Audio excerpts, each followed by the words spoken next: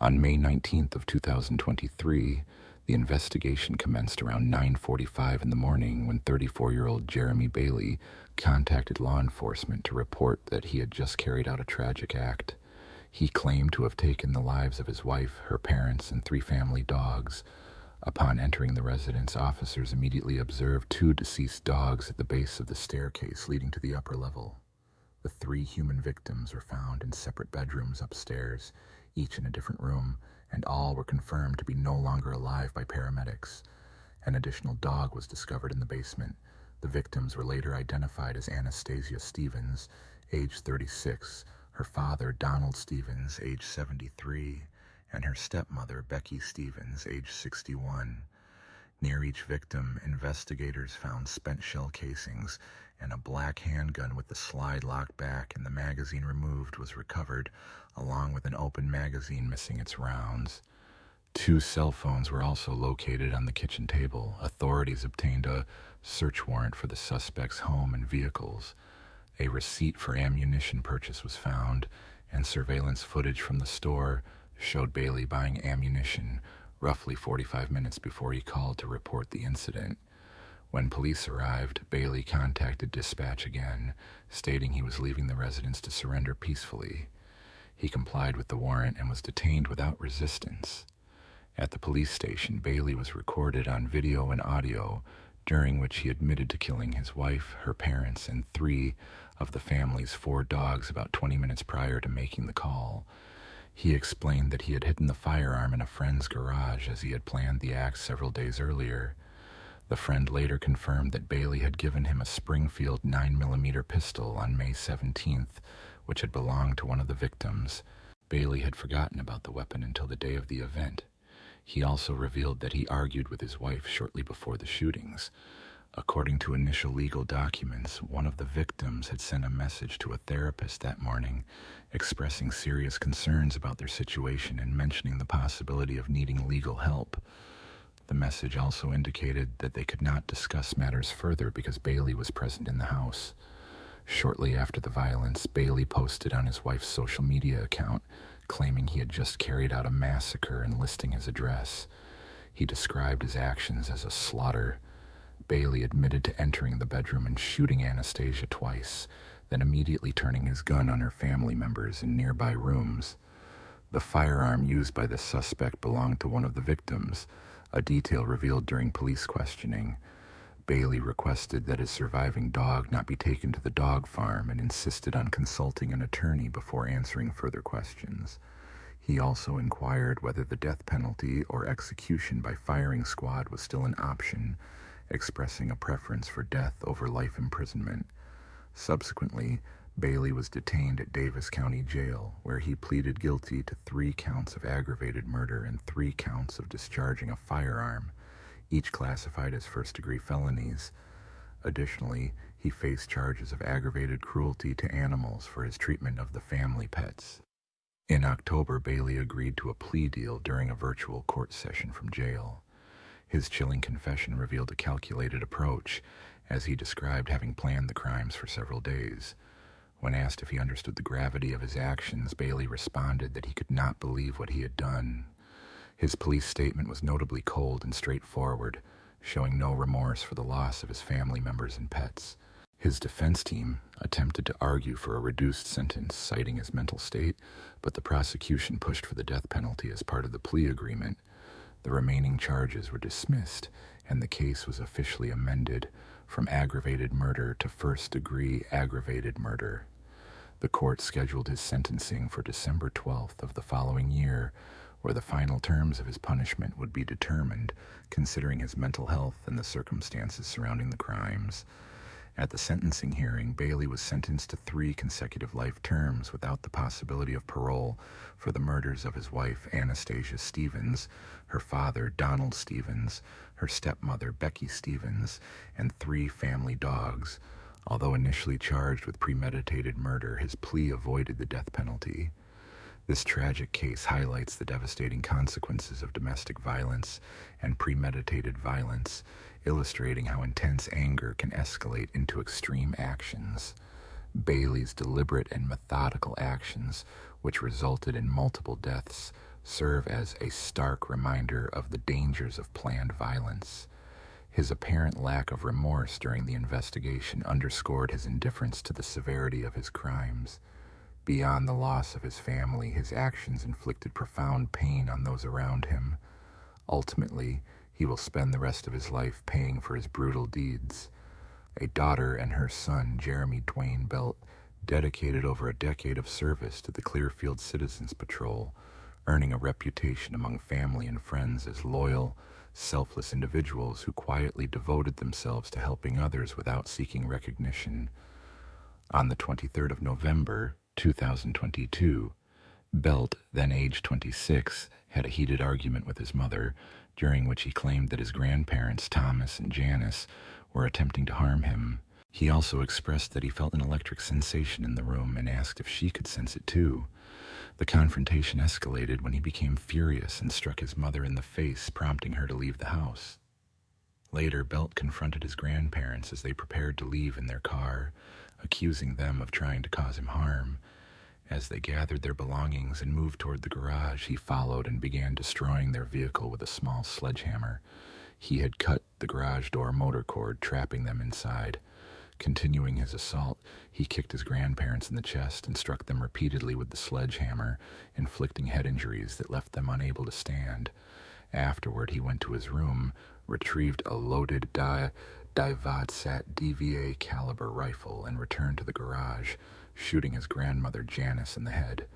Realizing he needed more ammunition, he left to fetch additional bullets, then returned and shot his grandfather Thomas, killing him as well. Following the murders, Belt returned the rifle to his room, locked the gun storage, and then went to his basement bedroom. At approximately 3:10 in the afternoon, his mother arrived home and discovered her parents dead in the garage. She immediately contacted law enforcement, expressing suspicion that Belt was responsible and that he might still be inside the house. The police arrived shortly thereafter, securing her in a safe location and surrounding the residence. After a phone conversation with his mother and the officers, Belt decided to surrender peacefully. He was taken into custody and transported to the police station. Initially, Belt denied any involvement, claiming that his grandparents had tried to harm him. He stated that he had returned home around 3 o'clock in the afternoon, but his account did not align with the evidence. On that day, authorities found his grandparents injured in the garage. However, when shown surveillance footage, it became clear that he had been present with them from the beginning and was not the one to discover their injuries, as he had initially claimed. Confronted with this evidence, he changed his account, confessing to having caused their injuries himself. He detailed the assault, saying he had kicked his grandparents, struck them with a hammer, and ultimately shot them with a .22 caliber rifle. The scene provided supporting evidence, including the murder weapon and various household items. He also admitted that the night before he had used methamphetamine, and on the day of the incident, he had consumed marijuana and Xanax. Following his confession, he was taken into custody without resistance. A search of his room uncovered additional drugs, mushrooms, and marijuana, as well as drug paraphernalia such as pipes, bongs, a grinder, and glass jars. The .22 caliber rifle used in the attack was also recovered. Based on the evidence and his admission, he was detained without bail in Davis County Jail. He faced charges of 2 counts of intentional homicide, along with other allegations including illegal possession of a firearm, since he was prohibited from owning weapons and drug-related offenses. His preliminary hearing occurred in July of 2024 in Davis County Circuit Court. As part of a plea agreement, he admitted to 2 counts of first-degree murder, replacing the original charges of aggravated murder, which could have resulted in the death penalty. Additional charges such as illegal firearm possession, drug possession, and assault were dismissed under the terms of this agreement. 2 months later, in September of 2024, his trial commenced. Prosecutors argued that the killings were carefully planned, citing evidence such as damage to the garage door motor to prevent his grandparents from escaping. They claimed he used a sledgehammer and a firearm to carry out the murders. At that time, he was also involved in another case from 2019 related to a third-degree assault where he was accused of hitting his ex-girlfriend's head against a car and choking her until she lost consciousness in the same garage where his grandparents were later killed. Prosecutors highlighted the brutality of his actions, emphasizing how he attacked his grandparents with a sledgehammer before finishing them off with a rifle. Despite his admission of guilt, they described his conduct as cruel and callous. The defense, however, argued that he was suffering from mental health issues and was under the influence of drugs at the time.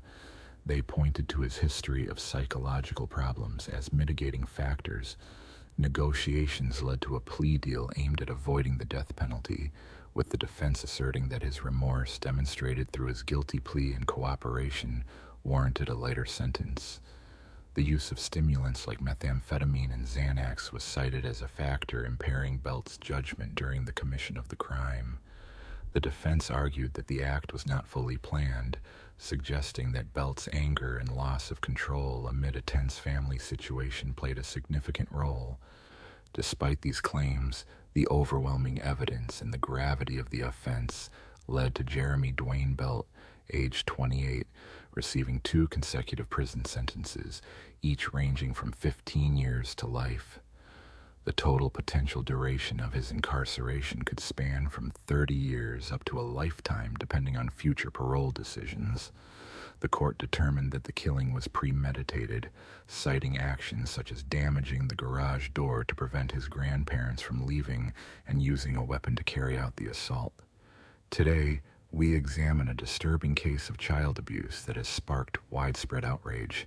Such abuse is not only a physical violation, but also a profound moral and societal crime. Cases like this challenge our collective responsibility to safeguard vulnerable lives and raise urgent questions about societal protections. The story of Shonda Vander Ark exemplifies this cruelty. It all began when the body of 15-year-old Timothy Ferguson was discovered in July 2022 in a state of extreme neglect. His emaciated form was found in a contaminated environment, revealing the horrors hidden behind closed doors. Authorities reported that Timothy weighed only about 31 pounds and showed signs of hypothermia. From this tragic discovery, investigators uncovered a series of horrifying events that no one could have anticipated. Let's explore the details to better understand what transpired and to emphasize society's duty to prevent such tragedies. In Norton Shores, Michigan, law enforcement quickly launched a criminal inquiry after Timothy's body was found. His mother, Shonda Vander Ark, became the primary suspect. Evidence from the home indicated severe neglect and physical abuse, including injuries consistent with prolonged mistreatment. Vander Ark was arrested and her remaining children were placed under protective custody. Investigators interviewed family members, neighbors, and school officials who confirmed allegations of ongoing abuse and neglect. Charges of murder, child abuse, and neglect were filed as forensic evidence, and witness testimonies built a strong case against her. The case drew significant attention due to the severity of Timothy's suffering. During a week-long trial, witnesses described Timothy sleeping in a small closet in the basement, devoid of furniture or warmth. Photos presented in court showed the cramped space, which contained only a blue tarp and an Amazon box. Police reports detailed the extent of the neglect, highlighting the tragic neglect that led to Timothy's death. The home reeked strongly of urine and feces, with authorities revealing that security cameras were installed throughout the residence. To prevent Timothy from sneaking food, locks were placed on the refrigerator and pantry, highlighting the severity of his malnutrition. After his tragic death, Timothy was placed in the custody of his brother, Byron Ferguson, who was also charged with complicity in his mistreatment. Ferguson frequently expressed frustration about Timothy, once sending a message stating, "I'm ready to kill Timothy." Text exchanges between Vander Ark and Ferguson accused Timothy of faking his mental disability. Testimony revealed that Ferguson and Vander Ark often discussed ways to make Timothy uncomfortable, such as forcing him to stand facing a wall for hours or sit on a wall for extended periods. Ferguson also admitted to making Timothy run up and down stairs while he chased him, and to punishing him by pouring hot sauce on bread or directly into his mouth. Timothy was subjected to hours-long immersion in ice baths, and restraints like handcuffs and zip ties were used to restrict his movements. The day before Timothy's death, Ferguson claimed he found him unresponsive in the morning. Vander Ark asked him to use a painful method to wake Timothy, suggesting heating a pizza roll to see if he would respond. When Timothy finally reacted, Ferguson was instructed to pull the food away. Vander Ark even requested that hot sauce be poured on Timothy's genitals. Ferguson stated he attempted to revive Timothy for over 8 minutes before calling emergency services, and he admitted that Vander Ark advised him to lie to police, claiming Timothy was on a hunger strike.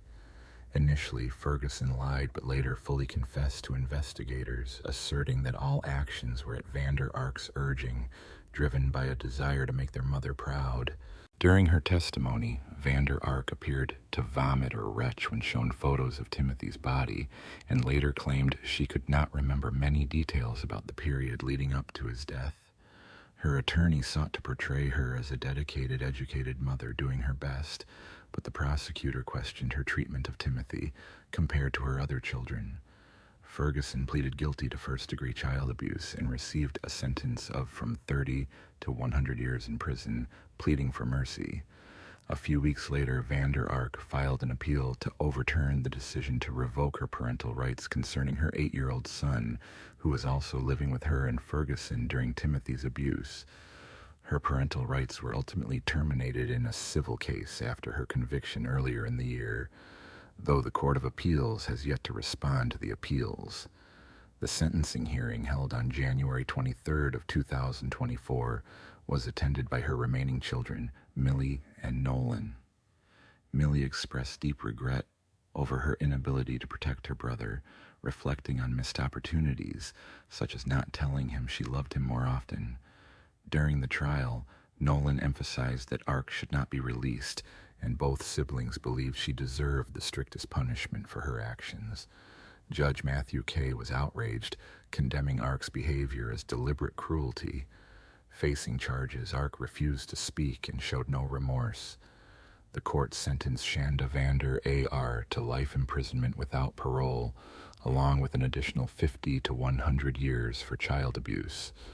Paul Ferguson admitted to first-degree child abuse for torturing Timothy, and before sentencing he asked the judge for mercy and compassion, hoping to learn from his mistakes. Ferguson acknowledged that he would face consequences for his choices, but lamented that Timothy was still gone. After deliberation, Judge Matthew C. sentenced Ferguson to between 30 and 100 years in prison, crediting him with nearly 60 days already served. Timothy Ferguson's case highlights how neglect and violence can occur within families, often concealed behind closed doors. The tragic treatment Timothy endured from his mother and brother underscores urgent social issues such as domestic violence, mental health, and child protection. Now, let's consider another heartbreaking case. Natalia Martinez was born in the late 80s in Montevideo, Uruguay, as the youngest daughter in her family. Though little is known about her personality, she maintained close bonds with relatives, especially her older sister Claudia. Her father worked as a senior salesman for a major international appliance company, providing the family with a comfortable life. Natalia was cheerful and friendly, forming a supportive circle of friends during her teenage years. Her friends described her as sociable and quick to connect with others. After finishing high school, Natalia spent more time socializing, attending parties, and exploring Uruguay's beaches for fun. To celebrate her 19th birthday on January 1st, 2007, she and her friends planned a 2-week trip to La Paloma, a small resort town. On January 16th, they traveled to a nearby resort in RS, where Natalia was happy to meet her parents and sister, who were visiting for a few days. The family enjoyed beach activities and became well known locally, often returning to the same spots, making the area feel like a second home. On January 18th, Natalia and Claudia decided to drive to Piriápolis, another tourist town less than an hour away, stopping at a popular spa halfway between the two places. After their beauty treatment, the girls planned to attend a nightclub with 3 of Natalia's friends. However, as evening approached, Claudia felt exhausted and decided to return home to her parents. Despite this, Natalia, determined to enjoy her evening, went to a lively party at La Aune, Canada, a popular nightclub, where she stayed until around 5 in the morning. As morning approached, the girls decided to leave the party and head home. At that moment, Natalia was engaged in a conversation with Leonardo Rakovan, an old acquaintance who owned a bookstore. They paused near the exit to continue their talk, but Natalia became so absorbed in her discussion with Leonardo that her friends chose to go outside and get into the car they had arrived in, planning to leave together. After a while, the girls grew tired and settled into the vehicle. One of them decided to check on Natalia, but when they returned to the nightclub, they discovered that she and Leonardo were missing. The friends knew Natalia wouldn't have left alone or with anyone else without informing them, especially since they hadn't seen her leave. Concern mounting, they headed to the second floor of the club, where they spotted Leonardo's BMW parked in the lot. The windows were tinted, so Rosalia and Silva couldn't see inside, but they noticed some movement within the vehicle. They called out to Leonardo, asking about Natalia. He replied that he was in the car with a friend and mentioned having spoken briefly with Natalia before they parted ways. He claimed he had no idea what had happened to her afterward or why she hadn't returned to her friends. Assuming Natalia had gone home, the girls drove to her friend's relative's house, which was only about 10 minutes from the club. They tried to get Claudia's attention by honking, hoping not to wake the entire household, but no one responded. Frustrated, they returned to the club, where they last saw Natalia. The search continued for about 2 hours, but no clues emerged, and no one knew her whereabouts. By around 8 in the morning, Silva, exhausted and increasingly worried, returned home. Concerned for her friend's safety, she decided to tell her parents everything that had happened. Her parents tried to reassure her, suggesting she rest and that Natalia might already be home. Still anxious, Silva went to bed, but when she woke at 11, her fears intensified. The entire Natalia family joined the search, and her friends returned to the club to find out what had occurred. Unfortunately, the venue was closed and no helpful information was available. They scoured the nearby area for clues but found nothing. By 5 in the evening, their efforts remained fruitless, and Natalia's whereabouts remained unknown. Natalia's loved ones and friends gathered at the police station as investigators from Maldonado began their inquiry. They presented several photographs, including one capturing the girls relaxing at a nightclub that very evening. This image helped authorities establish Natalia's attire, aiding in creating a detailed description for the ongoing search. The police took their statements seriously and launched a thorough investigation. Initially, Natalia's family reported she had attended a party where she might have consumed alcohol and left with someone. However, Rosalia and Sila firmly denied that Natalia had been drinking that night, consistent with her usual behavior. They also dismissed any suspicions that they or their daughter had used illegal substances. The police initiated a search, starting with the location where Natalia was last seen. The nightclub was open, but there were no surveillance cameras recording that evening. Officers interviewed staff and learned that a group of 3 young men had been attempting to approach the women throughout the night. Natalia's friends confirmed that these men had been bothering them, yet police initially overlooked this group. Instead, they focused on Leonardo, the last person known to have seen Natalia. Leonardo quickly became the primary suspect, as he was the last to be with her. Despite this, acquaintances described him as a gentle, composed individual who had never shown any signs of violence or cruelty. He was a young entrepreneur, and that night, his girlfriend waited in their car while he spoke with Natalia. After saying goodbye to her, Leonardo returned to the vehicle with his partner. From the car, he saw Natalia descend the stairs and step onto the porch. After that moment, distracted by his conversation, he did not notice her again. He was confident he hadn't seen anything unusual, as no one was shouting or causing a disturbance nearby. Leonardo insisted he had no involvement in Natalia's disappearance, but police remained skeptical. They decided to examine the BMW he had driven that evening. Witnesses reported seeing a similar vehicle at various locations around the city, including near a wooded area on the outskirts.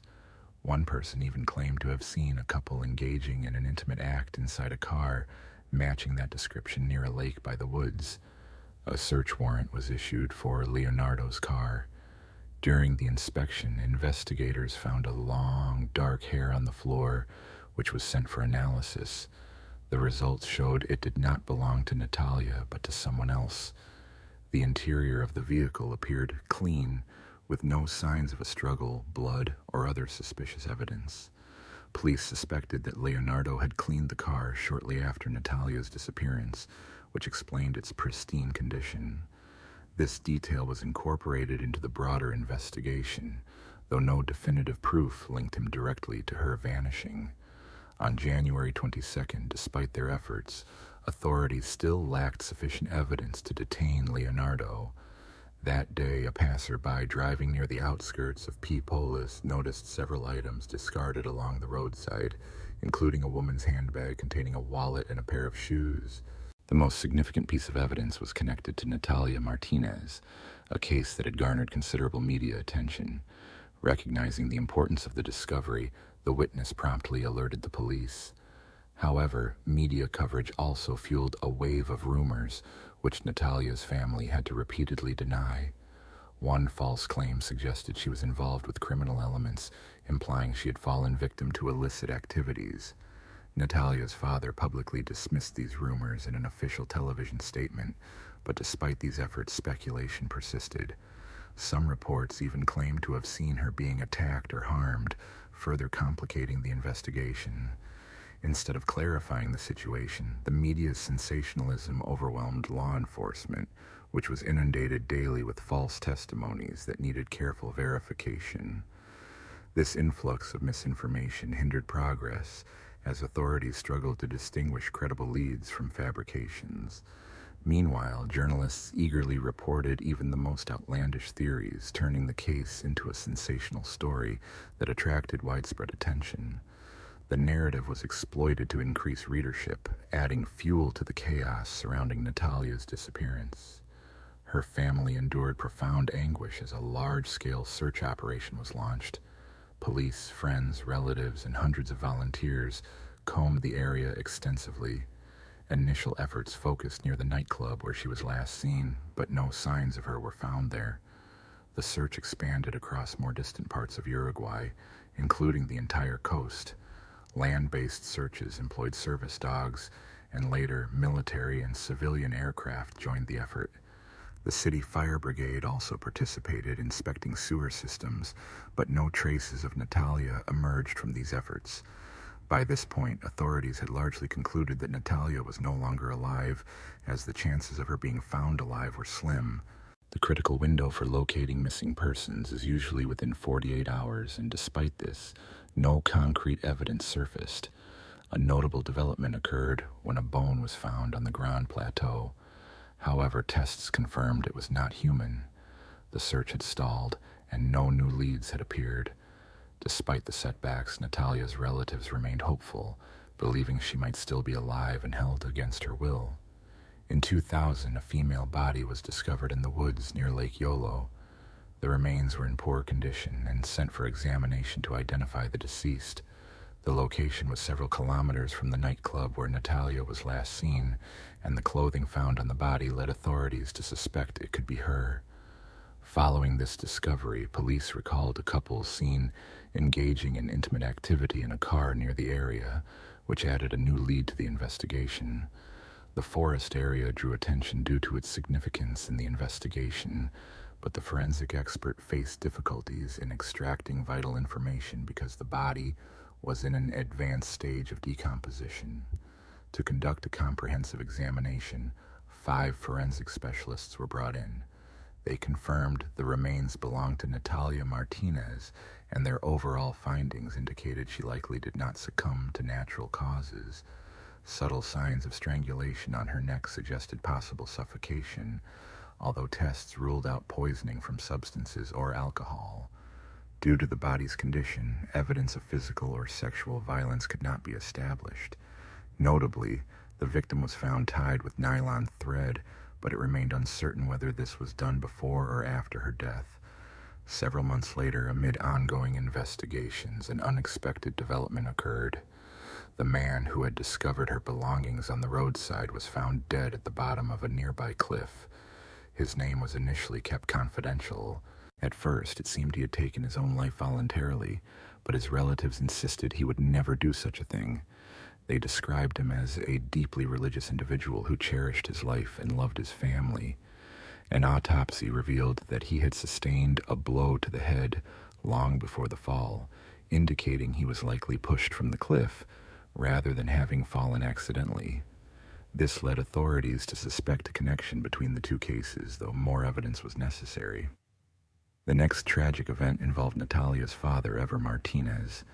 Overwhelmed by grief and rumors damaging their family's reputation, he fell into a severe depression. Eventually, he took his own life at home by shooting himself. His body was discovered by his daughter Claudia and his wife. The police concluded that he had acted alone, a conclusion the family accepted after thorough investigation. For a long time, progress in solving Natalia's murder was slow. However, new clues emerged from text messages Natalia exchanged with a friend shortly before her death. In these messages, she mentioned a man she had recently met online. It was later revealed that this man was one of 3 young men who had been at the nightclub on the day she disappeared. Witnesses had identified them early in the investigation, but their involvement was initially overlooked. The police identified all 3 suspects, who were slightly older than Natalia. During interviews, the suspects' inconsistent statements about their whereabouts on the night of her disappearance heightened suspicions. Further investigation included a confidential interview with a witness, the girlfriend of one of the suspects.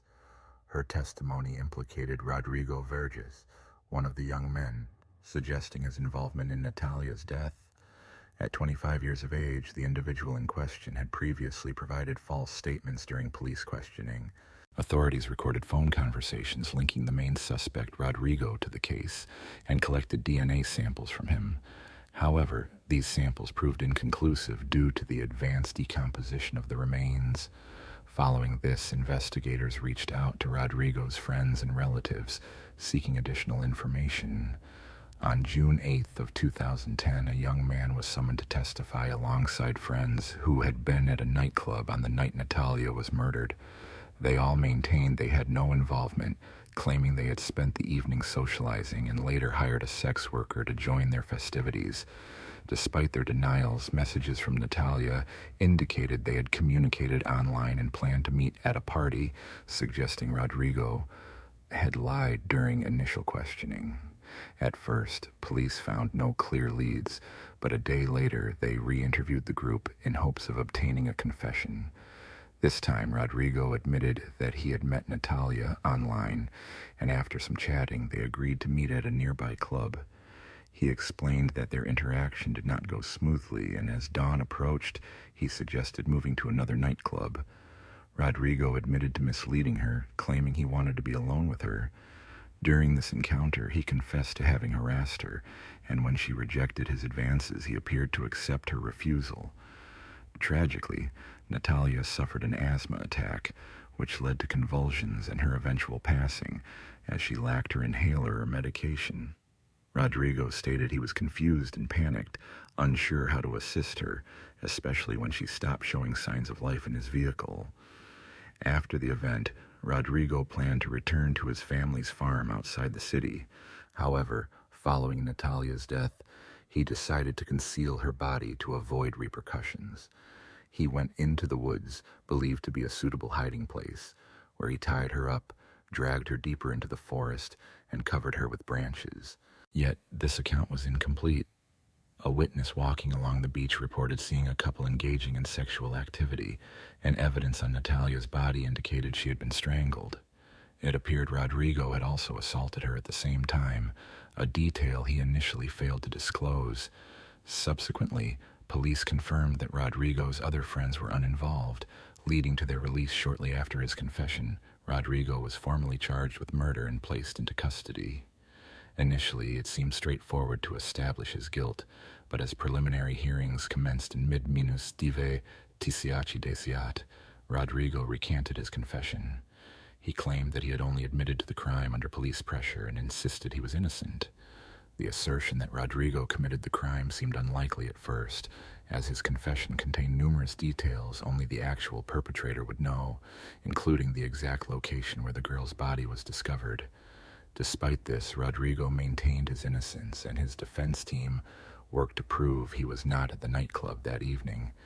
They presented mobile phone records and a statement from his employer confirming he had been working his usual shift that night. The following day, Rodrigo attended a friend's wedding, and no one observed any unusual behavior from him. On September 2nd of 2010, Leonardo Roccovan, the bookstore owner who was initially the main suspect, was called as a key witness for the prosecution. Leonardo testified that he had an argument with a young man during a conversation, and he identified this individual as Rodrigo. This testimony suggested Rodrigo was at the nightclub rather than at work that night. Friends of Natalia also confirmed that Rodrigo was present at the nightclub during the incident. Forensic experts working with the prosecution analyzed the autopsy results and provided insights. They noted that, given the girl's history of asthma, she could not have died from an asthma attack so rapidly. While she did experience one, it would have taken several hours to develop fully. Signs of strangulation on her neck indicated that suffocation was likely the cause of death. Unfortunately, the experts could not offer further details about her injuries from late August to mid-September of that year. From this evidence, the prosecution constructed a narrative that led to Rodrigo Verges being convicted of Natalia Martinez's murder. He was sentenced to 9 years in prison. However, in February of 2011, Rodrigo's lawyer filed an appeal, arguing that the court's decision was flawed and that the prosecution's case was biased. The defense pointed out that no witness had been presented to confirm the kidnapping or murder, nor was there compelling direct evidence linking Rodrigo to the crime. Natalia's family expressed disappointment, feeling the sentence was too lenient. They subsequently filed a civil lawsuit against Rodrigo Verges, holding him responsible for her death. Initially, they sought $15,000 in damages, but after negotiations, the amount was increased to $7,000. The court rejected their request for a longer sentence. On October 27th of 2014, Rodrigo, then 29, was pardoned after serving just over 4 years in prison. His release was primarily attributed to good behavior during his detention. Sandra and her sister had a close bond, sharing school days, walking together, and spending quality time with their family. After finishing high school, Sandra dedicated herself to building a family. She entered a serious relationship with her boyfriend, and they decided to marry. Together, they had a son named Chad. Sadly, their marriage did not last, as Sandra soon realized her partner was not the right fit for her. Following their separation, she found another partner, but that relationship also ended in disappointment, leading her to part ways once more. In 1976, Sandra, now a single mother, took a job at a factory producing pumps and pistons for industrial machinery. This move required her family to relocate to a larger city. Demonstrating dedication and responsibility, Sandra quickly earned her manager's respect through her diligent work and reliability. It was during this period that she met her third husband, Jerry Miles. Their instant connection blossomed into a deep romance, and they soon decided to marry. Their union happened swiftly, but it was clear they shared genuine love and enthusiasm for their future together. A year into their marriage, Sandra discovered she was expecting again. In September, they welcomed a daughter named Tracy, who brought immense happiness to the family, especially Sandra, who had always dreamed of a large household. During this joyful time, their marriage seemed idyllic. The couple shared a strong bond, prioritizing their family above all else. Jerry's children from previous relationships maintained regular contact and joined family activities, and he especially enjoyed spending time with Tracy at a nearby lake. To outsiders, their life appeared perfect, but only close friends and family knew of a hidden struggle. After 7 years of marriage, Sandra could no longer tolerate her husband's drinking problem. Her decision to end their marriage shocked many, as she had kept her concerns private. She believed Jerry was a kind man when sober, but his drinking often transformed his personality. Initially, he managed his alcohol intake, but over time his relapses became more frequent, placing a heavy emotional burden on Sandra. Sandra worked tirelessly at the factory to support their family, gradually becoming exhausted. Despite her hardships, she always saw Jerry as a loving husband and father. Her decision to divorce was driven by his ongoing struggle with alcohol, which ultimately made their relationship unsustainable.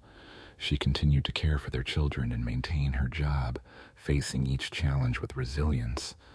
Although Jerry offered some support, his recurring relapses meant Sandra often had to handle difficulties alone.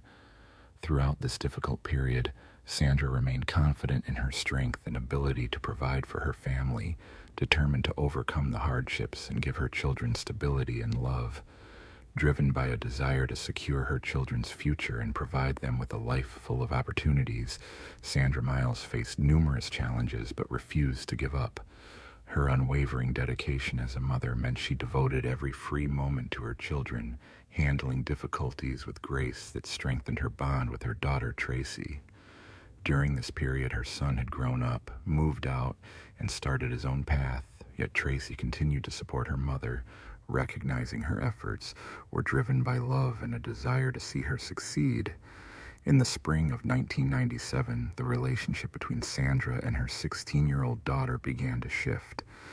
Tracy, now experiencing the typical rebellious phase of adolescence, had started dating her first boyfriend. Sandra, concerned but hopeful, tried to mend their strained connection, believing her daughter's struggles were temporary. At the same time, Sandra reflected on her own past failed marriages and felt compelled to warn Tracy about the pitfalls she had encountered in her youth. As a result, Tracy's affection for her mother waned, and their bond grew tense. To win her daughter's approval, Sandra bought Tracy a sleek black moon car, a long-held wish of Tracy's. The gift thrilled her, and she took pride in arriving early at school every day, eager for classmates to admire her new possession. With such support, Tracy seemed to have a promising future, embodying hope and possibility for Sandra. The mother was determined to do everything possible to help her daughter succeed, believing her efforts would pave the way for a bright tomorrow. However, life can be unpredictable. On March 20th, Sandra's son Chad and his girlfriend Mindy visited her with exciting news. Mindy was pregnant.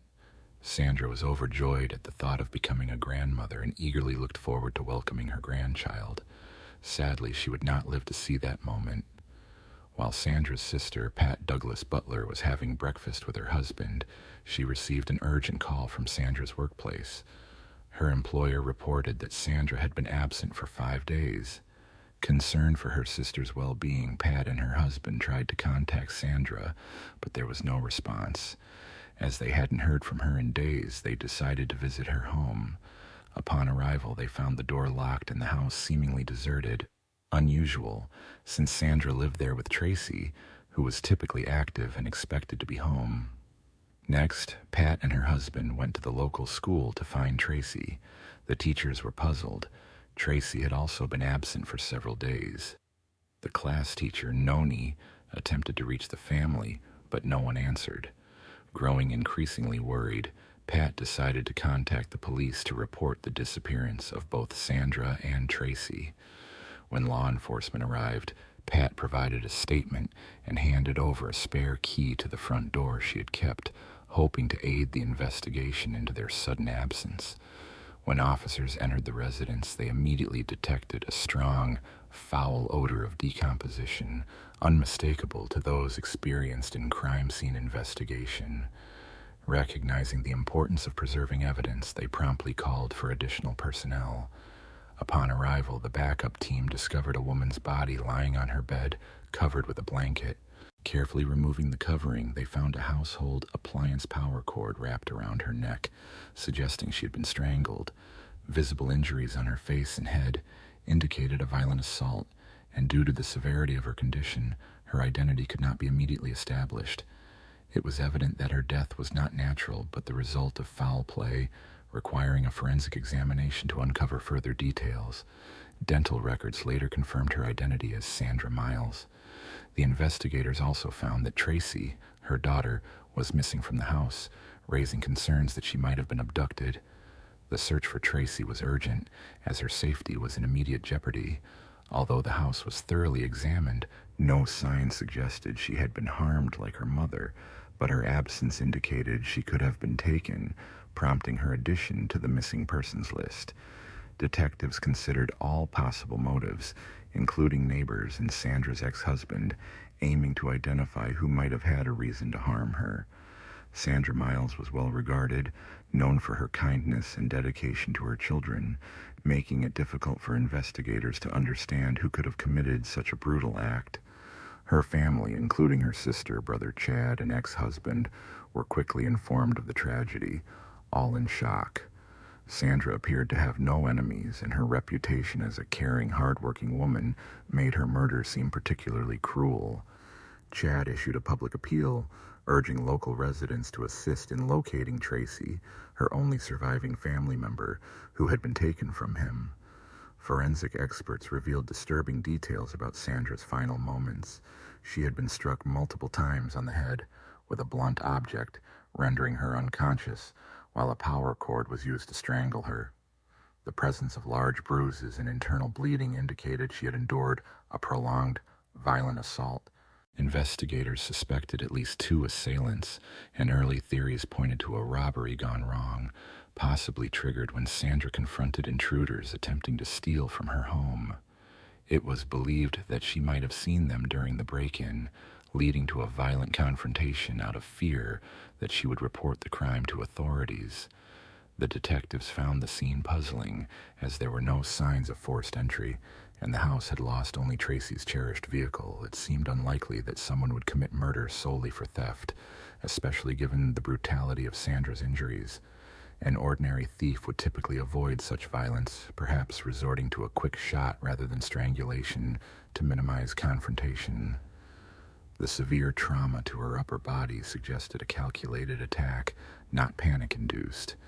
This level of cruelty implied a long-standing feud or deep-seated animosity rather than a random act.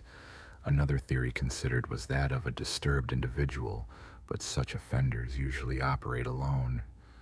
The evidence, however, pointed to multiple perpetrators, given the extent of Sandra's injuries. It appeared that Tracy had been taken captive, heightening the urgency to find the perpetrators.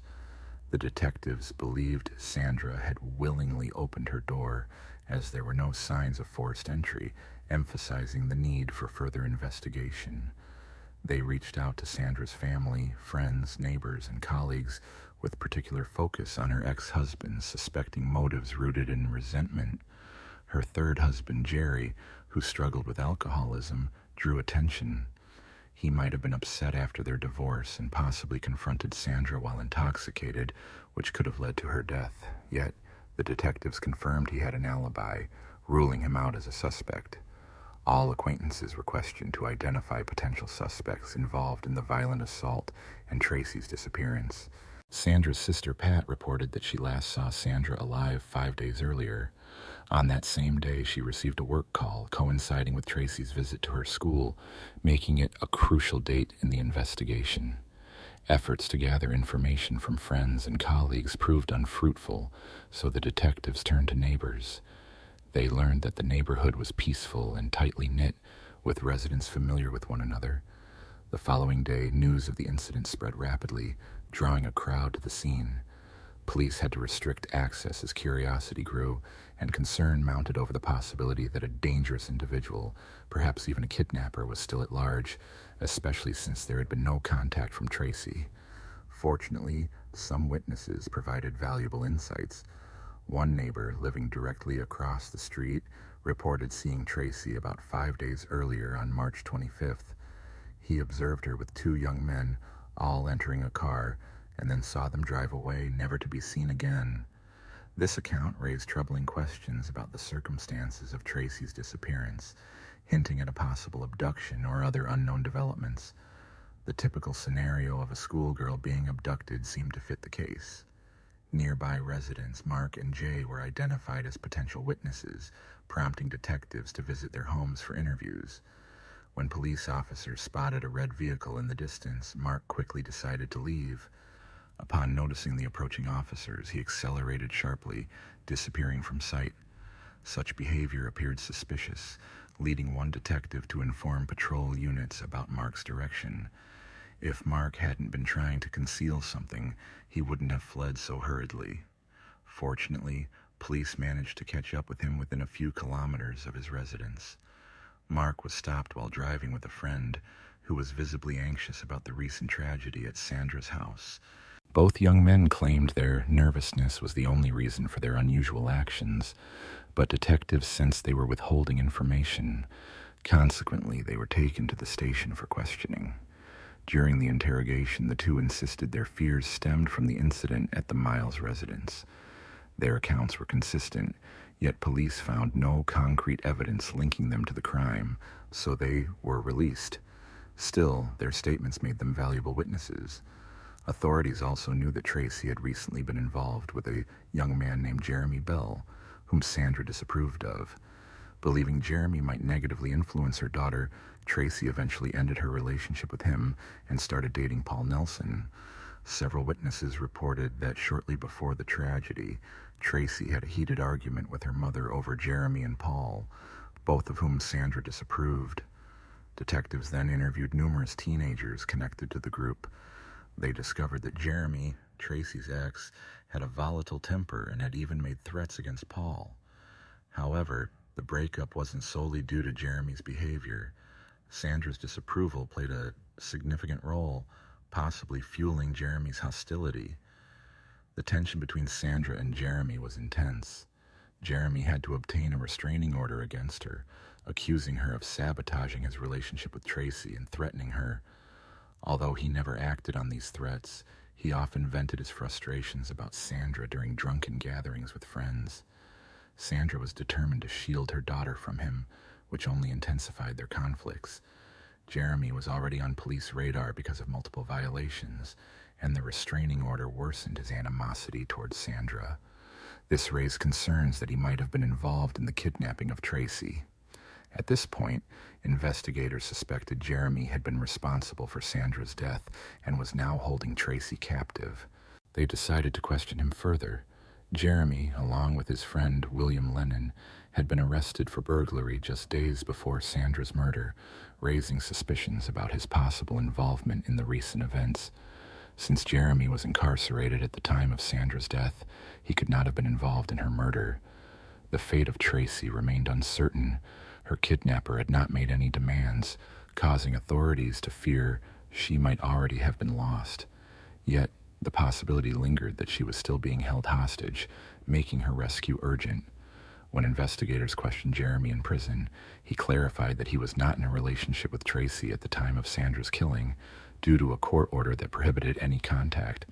Consequently, they had already ended their relationship before the incident. During this period, Tracy began seeing another man, Paul Nelson, which prompted Jeremy to distance himself from her. Law enforcement observed that Jeremy seemed to harbor strong dislike for Paul and openly expressed a desire to confront him. Jeremy accused Paul of encouraging Tracy to engage in risky behaviors and feared she might become involved with drugs because of her association with him. Despite this, Jeremy stated he held no ill will towards Sandra. In fact, their communication improved once Tracy started dating Paul. As Sandra's anger shifted toward Paul, Jeremy supported her during this difficult time. Just days before Sandra's death, on March 25th, Jeremy warned Tracy about her new boyfriend, whom he considered dangerous. By then, the medical examiner had completed the autopsy, revealing that Sandra had died on March 26th from 4 stab wounds and severe blunt force trauma to the head. These injuries, along with strangulation, confirmed the cause of death. The police needed to locate Paul Nelson, the primary suspect, to question him, but he was missing. His parents reported he had not been seen since March 26th, and detectives believed he was involved in Sandra's murder. They also aimed to uncover Tracy's whereabouts, but could only proceed after detaining him. Further investigation revealed that Paul had maintained regular contact with his friend Wickle, with whom he had previously lived before going into hiding. When detectives spoke with Wickle, he provided crucial information. He confirmed that Sandra disapproved of Tracy's relationship with Paul, believing he was a negative influence and trying to involve her in drugs. Despite Sandra's objections, Tracy and Paul continued to meet secretly. After several weeks, Sandra discovered their meetings and was upset, warning her daughter that associating with a drug user was a serious mistake. Nevertheless, Tracy refused to accept the truth. Her mother urged her to end her relationship with Paul, and Sandra even told Tracy that if she wanted a family and children, she would need to move in with Paul. This news surprised both Tracy and Paul, as they had no stable place to stay. Sandra also advised Tracy to consider ending her pregnancy, to which Tracy agreed. The relationship between Sandra and Tracy deteriorated further after the abortion. A shocking moment for Tracy was when Sandra threatened to take her car keys if she did not end her relationship with Paul. This tension may have fostered resentment in Paul, who saw Sandra as an obstacle to his relationship with Tracy. Wickel reported that on March 26th, Paul returned home around 10 o'clock in the evening, suggesting he was involved in the events leading up to Sandra's death. Early in the morning, Paul began hurriedly packing his belongings. He mentioned to Tracy that they planned to leave together, carrying $2,000, which he believed would be enough for their escape. Paul confided in Zwickel that he and Tracy intended to flee in her car, leading Zwickel to assume they were escaping a personal disagreement. However, Paul did not disclose the true reason behind their departure, nor did he mention Sandra's death when Zwickel inquired about how he had obtained the money. It was later revealed that Paul claimed to have sold Sandra's tape recorder to a pawn shop, but in reality, the missing device had been taken after the attack, and selling it only earned him less than $50. How Paul managed to amass such a large sum remained a mystery at that time. Subsequently, Zwickel observed Paul and Tracy getting into a car and driving away without any visible signs of distress, suggesting they might be headed to Mexico. Given the circumstances, Zwickel grew suspicious that Paul could be involved in a serious crime. As a result, authorities placed both Paul and Tracy on a nationwide wanted list. Investigators in Kansas identified 18-year-old Paul Nelson as the main suspect, especially troubled by the $2,000 he had used to flee. They questioned whether he had committed theft or another offense to obtain such money. Further examination of Sandra's bank accounts on March 26th revealed that her daughter Tracy had withdrawn funds. When detectives looked into this, they discovered that Tracy had gone to the bank with Paul and cashed a check. Tracy claimed her mother had given her the money to buy a new vehicle, but this explanation raised doubts. A bank employee reported that Tracy and Paul appeared calm and unconcerned during the transaction, showing no signs of stress. With suspicions mounting that Tracy might have been a hostage in a kidnapping, authorities began to reconsider their assumptions. To clarify the situation, police contacted Tracy's closest friend, Candace Keno. Candace disclosed that on March 25th, Tracy had called her to share that she was in conflict with her mother. Tracy's mother had taken away her car keys and threatened to evict her, creating obvious tension. Candace added that Tracy had decided to run away with Paul shortly after this argument, a fact she admitted during their phone conversation. These revelations confirmed that Tracy was not being held against her will from the start. She had chosen to leave. The police confirmed that Tracy and Paul had crossed into Mexico, but later lost their way. After some time, a United States border officer reported that the couple had re-entered the country near El Paso. The reasons for their return remained unclear, but it was evident they were in trouble. Efforts to locate the pair intensified, and by April 8th, authorities continued their search, determined to find the missing duo. Investigators reported that Candace had spoken with Tracy over the phone and provided police with Tracy's contact details. Later, authorities tracked Tracy and Paul to the outskirts of El Paso, where they were apprehended on the same day. Candace agreed to assist detectives by making another call, helping them locate Tracy's exact whereabouts. Both Tracy and Paul were taken into custody and brought to the station for questioning. Paul appeared visibly frightened, avoiding eye contact and trembling, and he explained that on the evening of the 25th, he had visited Sandra's house. Tracy and Paul had devised an escape plan, with Tracy suggesting extreme measures to prevent her mother from ever discovering her whereabouts. The following morning, Candace arrived to pick up Tracy, and they left together for school. Meanwhile, Paul was hiding in a bedroom, clutching a tree branch he claimed had been found in the house, intending only to incapacitate Sandra rather than cause her serious harm. He insisted he wanted to render her unconscious, not to kill her.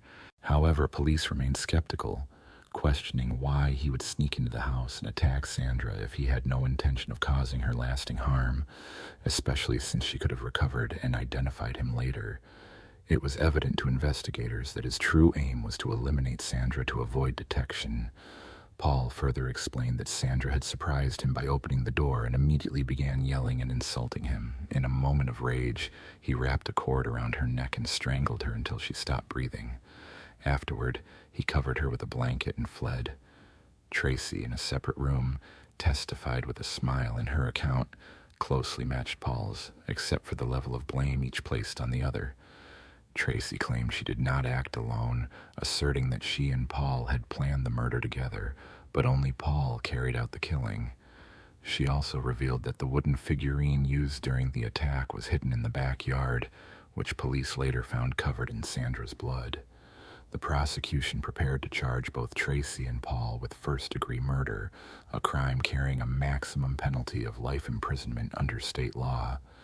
The defense argued that Paul acted under Tracy's influence and should be convicted of manslaughter instead. Conversely, Tracy's lawyer contended that Paul was the primary instigator, as he was the one who strangled Sandra, with Tracy playing a secondary role. The trial commenced on February 26, 1999, with both sides attempting to minimize their client's involvement in the brutal act. Throughout the proceedings, Tracy and Paul displayed disrespectful behavior, laughing provocatively, and Tracy refused to meet with her family despite their desire to discuss her role in the incident. On April 22, 1999, her brother Chad was eager to speak with her. That same day, the court sentenced Tracy Miles and Paul Nelson to life imprisonment, with a minimum of 25 years before they could seek parole. During the announcement, Paul made an obscene gesture, and both he and Tracy expressed their dissatisfaction with the verdict, showing no remorse for their actions. While they will have opportunities to request early release in the future, the family of But Sanders hopes such requests are denied.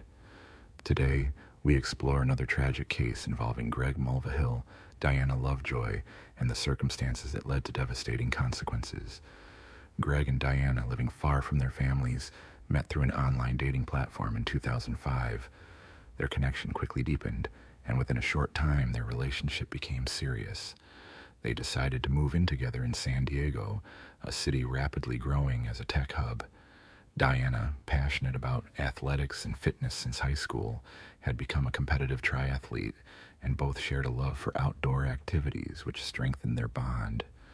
During the 2000s, San Diego's expanding job market offered ample opportunities, and both excelled professionally. Diana was known among colleagues for her reliability. After 2 years of dating, they married in 2007, beginning a new chapter. For their honeymoon, they traveled to Costa Rica, attending surf school and enjoying their shared love for adventure. Following their wedding, they settled in Carlsbad, a scenic suburb north of San Diego, renowned for its natural beauty and outdoor lifestyle. Diana was captivated by the area, feeling she was living her dream in her ideal home. However, 3 years into their marriage, Diana began experiencing symptoms that led her to believe she had fibromyalgia, a chronic condition causing widespread pain and tenderness. The exact cause remains uncertain, but various factors are thought to contribute. Her diagnosis profoundly affected their marriage. Once energetic and adventurous, Diana struggled to adapt to her new limitations, including fatigue and pain, which challenged their relationship. In 2011, Greg took her on a relaxing trip to Santa Cruz, California, to help her cope. Recognizing the toll her illness was taking, constant muscle discomfort, exhaustion, and reduced energy, Greg showed his care by supporting her through these difficulties. Diana faced the challenge of balancing her career with her health, eventually choosing to step away from work to better manage her symptoms. She spent more time at home in Carlsbad, driven by her deep desire to become a mother, to love and nurture a child who would grow up confident and joyful. Despite years of trying, she and Greg endured multiple miscarriages, which left her physically and emotionally drained. In the absence of children, she poured her love into her two cherished cats, Lanny and Turtle. Her world was shattered when Turtle fell ill and ultimately passed away, leaving her devastated. During this difficult period, Greg surprised her with a new kitten named Taffy, offering her comfort and a renewed sense of hope. After years of unsuccessful attempts, Diana unexpectedly discovered she was pregnant. Overjoyed, Greg eagerly anticipated becoming a father, while Diana felt her long-held dream of motherhood was finally within reach. In September of 2012, she gave birth to a baby boy, and Greg took leave from work to bond with their newborn. Greg adored fatherhood and treasured every moment with his son, but Diana remained anxious about her child's health and well-being. As time went on, she suspected her son might have a condition similar to her own fibromyalgia. Greg, however, believed their son was perfectly healthy and saw no cause for concern. Despite their differing views, Diana was convinced her son was unwell. She began researching extensively and came across a medication called Guinness, akin to Mucinex, which was used to treat chest infections and was believed by some to help with fibromyalgia symptoms.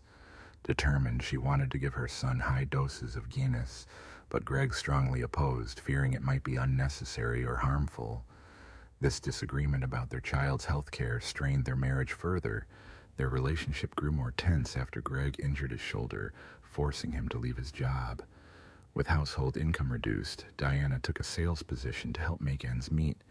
She also tried to supplement their income by creating online cooking videos with Greg filming, but the venture did not succeed.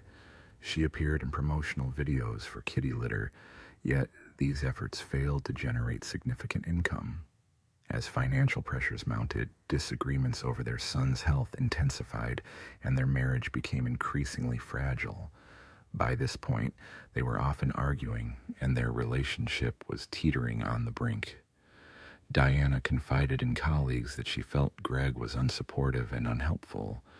In July of 2014, Greg had a troubling encounter with a police officer who questioned him about allegations of mistreatment made by Diana, who had filed multiple reports. This incident marked a troubling chapter in their ongoing struggles, highlighting the deepening rift within their family life. Following serious allegations, Greg was asked to leave the family home, allowing Diana and their son to remain while he faced the consequences of the accusations. Diana confided in a trusted friend that she had been asleep when Greg allegedly inappropriately touched her. She explained that she had taken medication that made her drowsy, and upon waking she realized Greg was engaging in unwanted physical contact. Additionally, Diana accused Greg of abusing their son. These serious claims prompted intervention from authorities, including Child Protective Services. Greg denied all charges, asserting that Diana was motivated by disagreements over their child's health. In response, he filed for divorce and sought custody of their son. Investigations into the allegations found no supporting evidence. Psychiatric evaluations of Greg and their son showed no signs of abuse. Ultimately, a judge dismissed the case and awarded Greg equal custody, much to Diana's disappointment. Despite this, she remained dedicated to her role as a mother, choosing to distance herself from the ongoing conflict. As part of their divorce settlement, Diana stayed in the family home and agreed to compensate Greg for his share of the property. By the year 2016, the ex-spouses had established a relatively stable co-parenting routine, each having equal access to their son. However, this fragile peace was shattered on the 1st of September that year when the Carlsbad police received a distress call from Jason Kovac, a friend of Greg's. Jason reported that Greg had been shot multiple times and was bleeding heavily. An officer responded promptly and found Jason and Greg on the roadside. Jason explained that the shooting had occurred about half a mile away. Recognizing that waiting for an ambulance could endanger Greg's life, the officer decided to drive him to the hospital personally. Meanwhile, the SWAT team arrived to search for the shooter but found no one. At the hospital, doctors rushed Greg into emergency surgery, discovering a gunshot wound to his chest. Although he survived the operation, he was placed on life support. During questioning, Jason, still visibly shaken, revealed that Greg had received a call from a private investigator claiming to possess important documents related to his custody and divorce proceedings with Diana. The investigator did not leave a name but provided a specific meeting time and location. Greg hesitated at first, but curiosity compelled him to go, and he asked Jason to accompany him for support. Armed with a flashlight and a child's baseball bat, they arrived at the remote, dark location, illuminated only by the faint light of the new moon. According to Jason, the caller, Greg was instructed to locate a package attached to an electricity pole. When Greg spotted the parcel, he approached it with his flashlight, scanning the surroundings carefully. Suddenly he shouted, and a gunshot echoed through the area. Panicked, both Greg and Jason began fleeing as bullets whizzed past their heads. They eventually reached their vehicle, where Jason realized Greg had been struck and immediately called emergency services. Though Greg couldn't describe the shooter in detail, he led investigators to the precise location of the incident. During the investigation, authorities discovered an unusual clue near the electricity pole, a neatly folded towel featuring the Angry Birds logo, seemingly placed there deliberately to mislead Greg.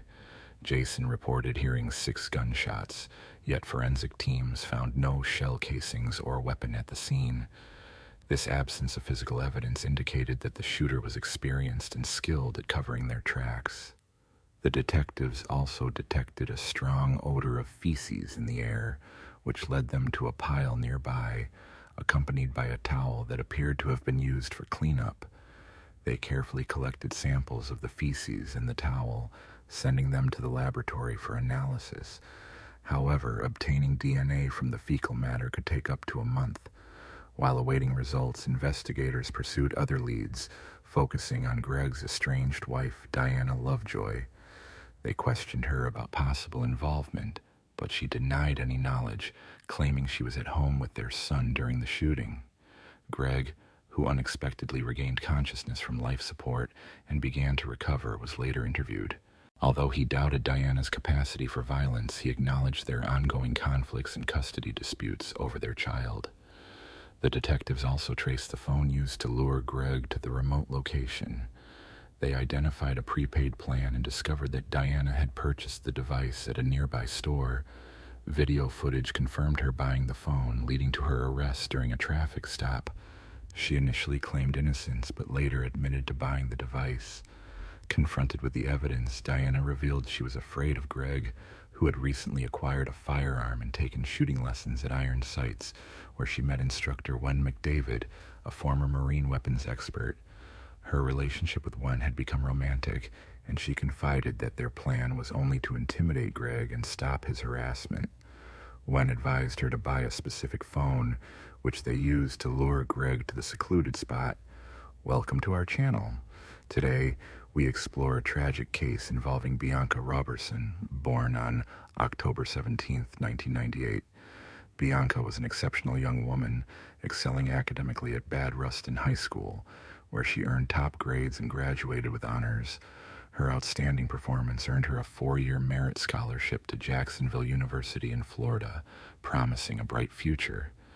Bianca had always been a remarkably talented and ambitious young woman, with dreams of studying criminal justice and working as an FBI forensic specialist.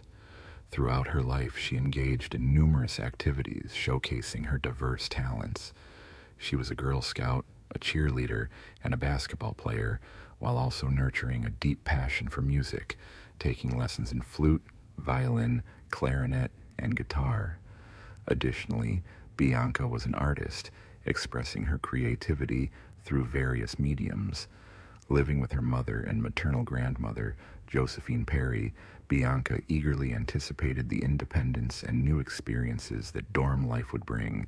Her plans, however, were abruptly shattered on June 28, 2017. On that day, Bianca, her mother, and grandmother had gone shopping at Walmart to prepare for her upcoming move to Florida. Just 10 minutes after leaving the store, Bianca was involved in a tragic accident on a familiar road. Emergency services responded swiftly, but despite their efforts, Bianca's injuries were too severe. She was pronounced dead at the scene. Initial investigations indicated that her car had veered off the road, causing her fatal head injuries. Yet, as police interviewed witnesses, a critical detail emerged. A witness reported Bianca's vehicle had collided with a red pickup truck, which then fled the scene without stopping. This revelation suggested that the crash might have been caused by another vehicle, complicating the investigation. On her way home, Bianca's grandmother had been concerned about the traffic, wondering if it was related to an accident. She had no idea that the traffic jam was due to Bianca's crash until she arrived home and was met with devastating news. 2 police officers waited to inform her that Bianca had lost her life in the accident. For Michelle Robertson, Bianca's mother, the grief was overwhelming. She was still mourning the loss of her 22-year-old son, James Rowley, who had passed away from a heart condition in 2013. The pain of losing Bianca, her second child, was almost unbearable. Michelle described her state as simply existing, feeling lost and without purpose. Her children had been her motivation each day, and now she felt like a mother without children. After her divorce from Rodney Robertson in 2006, they had managed to co-parent amicably, largely thanks to Bianca's presence, which helped ease tensions. Michelle recalled that Bianca disliked it when she spoke harshly to her mother and often corrected her, highlighting her caring nature. Bianca's love for her family, especially her father, had brought them closer. Rodney proudly shared that Bianca was one step closer to her dream of joining the FBI's forensic team. Her excitement about living independently reflected her determination to achieve her goals. Tragically, her promising future was cut short, leaving her family devastated and forever changed by the loss of such a bright and talented young woman. Bianca's ambitions for her future career had become her primary focus, and her dedication paid off when she was awarded a 4-year merit scholarship to Jacksonville University. Out of the 4 institutions she applied to, she was accepted by 3, including Coastal Carolina and the University of Georgia, as her father mentioned. Investigators were now seeking CCTV footage to verify their initial suspicion that Bianca's vehicle had veered off the road after colliding with a red pickup truck. If confirmed, this would suggest her death was not accidental but intentionally caused, prompting authorities to pursue the responsible party. However, the investigation soon uncovered an even more startling truth. While awaiting the footage, a significant breakthrough occurred. It was initially believed that Bianca's fatality resulted from a car accident, with her hitting her head during the crash. Yet, during the autopsy, forensic experts made a shocking discovery. A bullet had been found lodged in Bianca's head. This revelation dramatically shifted the case's direction. What had seemed like a tragic accident or a collision with a truck was now understood to be a death caused by a gunshot wound. This new evidence prompted detectives to meet with Bianca's family to deliver devastating news. Her death was not an accident. The discovery sent shockwaves through her loved ones, especially her mother, Michelle, who struggled to comprehend why anyone would want to harm her daughter. Bianca was known for her close relationships and was generally well-liked, with no apparent enemies. Her family was at a loss to identify anyone who might have wished her harm. Desperate for answers, the Robertson family relied heavily on investigators to find the person responsible.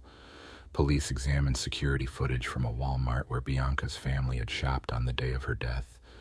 The footage revealed no suspicious activity. The family's actions from leaving their cars to departing the parking lot appeared routine. Authorities ruled out the possibility that someone from the store had followed Bianca and shot her, as she had not argued or interacted with anyone during their visit. The family had simply purchased groceries, loaded their belongings into Bianca's car, and left. The investigation then focused on a possible motive linked to an incident while Bianca was driving home on the highway. Her mother recalled that they had packed all her belongings into Bianca's car, a Tiziachi Deviat Chevrolet Malibu they had bought for her 16th birthday from CarMax. Michelle remembered that her mother had chosen that car for Bianca when she first received her learner's permit. She also shared that Bianca had received everything she wanted, but was never spoiled. Instead, Michelle believed Bianca was simply loved and willing to work hard for her goals. Bianca had started her first job at a McDonald's at age 15 and later transitioned to a dietary aid position at Whitehorse Village Retirement Community, demonstrating her strong work ethic and determination. In Delaware County, Michelle recalled that numerous heartfelt letters and cards poured in from residents of Whitehorse Village, all expressing admiration for Bianca. When police reviewed traffic footage from nearby CCTV cameras, they found that no cameras were positioned exactly where Bianca's vehicle veered off the road. However, about a mile away, a camera captured part of the incident, which Michelle suggested examining via Google Maps. According to the map, Bianca's car had lost control at a point where two lanes merged into one. Investigators analyzed the footage and found evidence supporting Bianca's account of her encounter with a red pickup truck. The video showed two vehicles traveling side by side approaching the lane merge, hinting that the conflict may have started when one driver failed to yield. Given the tragic outcome, authorities suspected that the driver of the pickup truck might have been responsible for firing the shot. Unfortunately, the poor quality of the footage prevented reading the license plate or identifying the driver's face. Despite this, the pickup truck quickly became the primary suspect. Police efforts to identify the driver faced obstacles, as inquiries with Bianca's family revealed none knew anyone who owned such a vehicle. Re-interviewing witnesses at the scene and callers to Deviat Sot Odinatsat yielded no additional clues, as no one had seen the license plate. Since Bianca's passing, her family has received an outpouring of support from friends, strangers, and community members.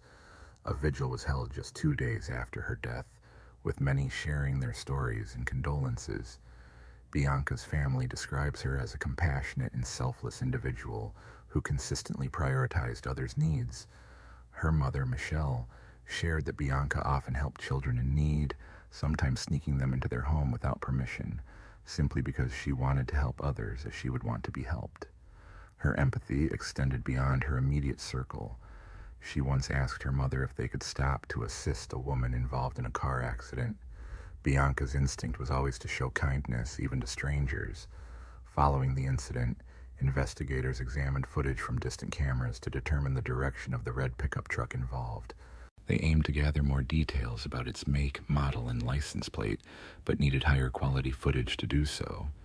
The police also appealed to the public through media channels, seeking any information that could lead to identifying the vehicle or the individual responsible. Following the incident, authorities urged the public to come forward with any information. The investigation centered on a pickup truck that had been seen near the scene. Detectives visited nearby residences and businesses, searching for surveillance footage that might have captured the vehicle. After an extensive search, they recovered a high-quality video recording taken about 5 minutes after the event. This footage showed a red pickup truck passing by shortly after the incident. Witnesses had previously called emergency services to report the crash involving Bianca's vehicle, but the license plate of the suspect's car remained unidentified, and it was uncertain whether the truck in the footage was the same vehicle or a similar one. 2 days later, a new lead emerged when a woman contacted the police, claiming to have seen the vehicle and the driver. She described the truck as a red pickup that overtook her, stopped at the P.O. Pike intersection, and then turned left. Her account was instrumental in narrowing the search area and indicated that the truck in the footage was not necessarily the suspect's actual vehicle, but rather a similar-looking one. Using her description, a forensic artist created a sketch of the suspect depicted as a white male aged between 25 and 35 with brown hair and a stubbled beard. The police released this sketch publicly, hoping someone would recognize the individual. Despite showing it to Bianca's family, no one identified the person. As the investigation progressed, detectives considered the possibility that Bianca's death might have been motivated by bias. They canvassed the neighborhood where the red pickup had last been seen, visiting homes and local businesses near the intersection. Their goal was to find a surveillance recording that could shed more light on the case. Their efforts paid off when a resident, living less than half a mile from the scene, provided footage from their driveway camera. Although the video was clearer than previous recordings, its angle prevented identification of the vehicle or driver. Undeterred, police sought a closer camera feed and succeeded in obtaining another recording. While the license plate remained hidden, they identified distinctive features of the truck, including a sticker on the right side window, a vertical dent on the passenger door, and damage to the hood. These details significantly increased the chances of locating the vehicle. To assist in the search, authorities announced a reward of $5,000 for any information leading to the vehicle or its driver. They believed that someone would recognize the unique features of the truck. 3 days after Bianca's death, a lawyer contacted the police on behalf of a client who wished to surrender, claiming his client was connected to the incident that resulted in Bianca's passing. The event had occurred on a recent Wednesday around 5:30 in the evening. Bianca Robertson, an 18-year-old recent graduate of Westchester Ruston High School, was driving along Route 100 on her way to Jacksonville University. Her life was filled with hope, supported by a loving family and a promising future. As she approached the point where Route 100 merged with Route 200, the road narrowed from 2 lanes into a single lane, a common occurrence on southeastern Pennsylvania highways. Tragically, what should have been a routine merge turned fatal last Wednesday when a dispute over positioning erupted into violence. While merging from 2 lanes into one, Bianca encountered a man in a red pickup truck also attempting to merge. His agitation escalated, culminating in him shooting her in the head. The suspect, 28-year-old David Desper from Pennsylvania, later surrendered to police with his attorney. Although he refused to testify, he consented to a search of his residence, revealing the location of his pickup truck. Authorities tracked down the vehicle at a site he had previously mentioned. Distinctive features such as stickers on the windows and damage to the body made it clear that this was the same truck involved in the incident. Further investigation led police to seize the firearm used in the shooting from David's home. Despite the significant breakthrough, investigators remain puzzled about the motive behind the act. The community and Bianca's loved ones mourned deeply, gathering in a heartfelt farewell at St. Paul's Baptist Church in Westchester, about 25 miles from the scene. During the funeral, many paid tribute to her, her brothers, school officials, the chief admissions officer from her future university, and friends.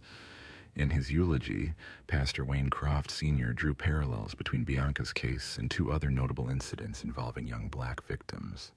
He referenced George Zimmerman's shooting of Trayvon Martin in Florida in 2012, which resulted in Zimmerman's acquittal, and Michael Dunn's shooting of Jordan Davis in the same state in 2012, which led to Dunn's life sentence plus 90 years. The pastor emphasized that, regardless of whether Bianca's death stemmed from road rage or racial bias, the loss of a bright young woman was a tragedy that resonated deeply within the community. During the September 2018 trial, David Desper was asked to explain his motives. Instead of providing a reason, he requested forgiveness from Bianca's family. Her parents faced the daunting prospect of confronting their daughter's alleged killer, yet they chose to show unity and support. Family and friends wore T-shirts bearing Bianca's face and bracelets with the message, "Bianca Robertson arose in God's garden," as they gathered at the Chester County Government Services Center to honor her memory. Justice for Bianca Nicole Robertson serves as a somber reminder of the tragic loss she suffered on June 28, 2017. Her father, Rodney Robertson, expressed deep uncertainty about how he might react upon seeing the person responsible for ending his daughter's life. "I don't know what I'll do when I see him," he admitted, recalling the man who wielded the firearm that robbed Bianca of her future. Her father mourned that this individual had stolen her dreams, asserting that he had no right to do so. Bianca's mother, Michelle Robertson, struggled profoundly to accept her child's absence. Through tears, she shared her longing to hold her daughter again, to comfort her, and to bring her back. The prosecution explained that the fatal incident stemmed from a traffic dispute which erupted because Bianca failed to yield as lanes merged. In a moment of tension, David Desper rolled down his passenger window and fired a shot, realizing too late the gravity of his actions. Panicked, he fled the scene, leaving his pickup truck with a friend in Pennsylvania and attempting to escape toward Delaware. However, Once his vehicle's distinctive features and the incident details were broadcast publicly, Desper decided to seek legal counsel and surrender. Authorities examined his social media activity and interviewed acquaintances, but found no evidence linking the crime to racial bias. Consequently, Desper was not charged with a hate-related offense. District Attorney Hogan clarified that there was no indication the act was racially motivated, though many in the community disagreed. Before sentencing, the defense portrayed Desper as a naive and immature young man, describing him as a big kid who enjoyed playing with cars in his free time. They argued that Desper's decision to turn himself in demonstrated a sense of responsibility. The defense claimed that he fired the gun after being startled by another vehicle while driving home, asserting that he was not a threatening individual. Prosecutor Chris Miller challenged this view, emphasizing that a 28-year-old man carrying a loaded firearm was not simply a big kid. He pointed out that Desper's actions reflected adult responsibility. Ironically, Desper's own mother had shared a social media post about police searching for Bianca's murderer, unaware that her son was the suspect. Wendy Desper expressed remorse and apologized to Bianca's family, saying, "I am so sorry for what my son did," as her son wept. Rodney Robertson, overwhelmed with emotion, addressed his daughter's killer through tears. "I have simple questions," he said. "Why did you shoot my daughter? Was it because of her youth, her race, her gender, or just because you wanted to go first on the road? Was it simply because you were having a bad day?" He reflected on Bianca's bright future, stating, "All my dreams for Bianca were coming true until the day you took her life. Now, all I have left are memories." Ultimately, David Desper pleaded guilty to third-degree murder. The court sentenced him to 40 years in prison, with the possibility of parole after 20 years. Amidst a tense courtroom atmosphere, County Judge Amory Wheatcraft delivered a stern sentence, expressing her disbelief that Desper's actions stemmed from fear rather than anger. She imposed the maximum penalty of 20 to 40 years for that level of homicide.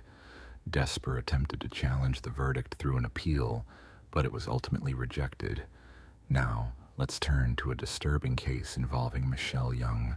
Jason Young, born in 1974 in Broward, North Carolina, grew up in a typical family environment. After finishing high school, he attended the renowned State University in Raleigh, where he earned a degree. Following graduation, Jason found work as a salesperson at a large retail chain, proving himself as dependable and efficient.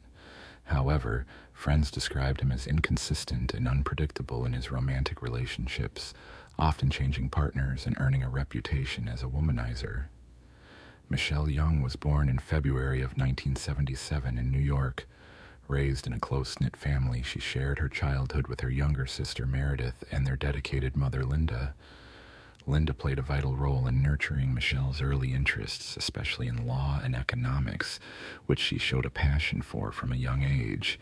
Michelle's academic journey led her to apply to several universities, and she was eventually accepted into a top institution in North Carolina.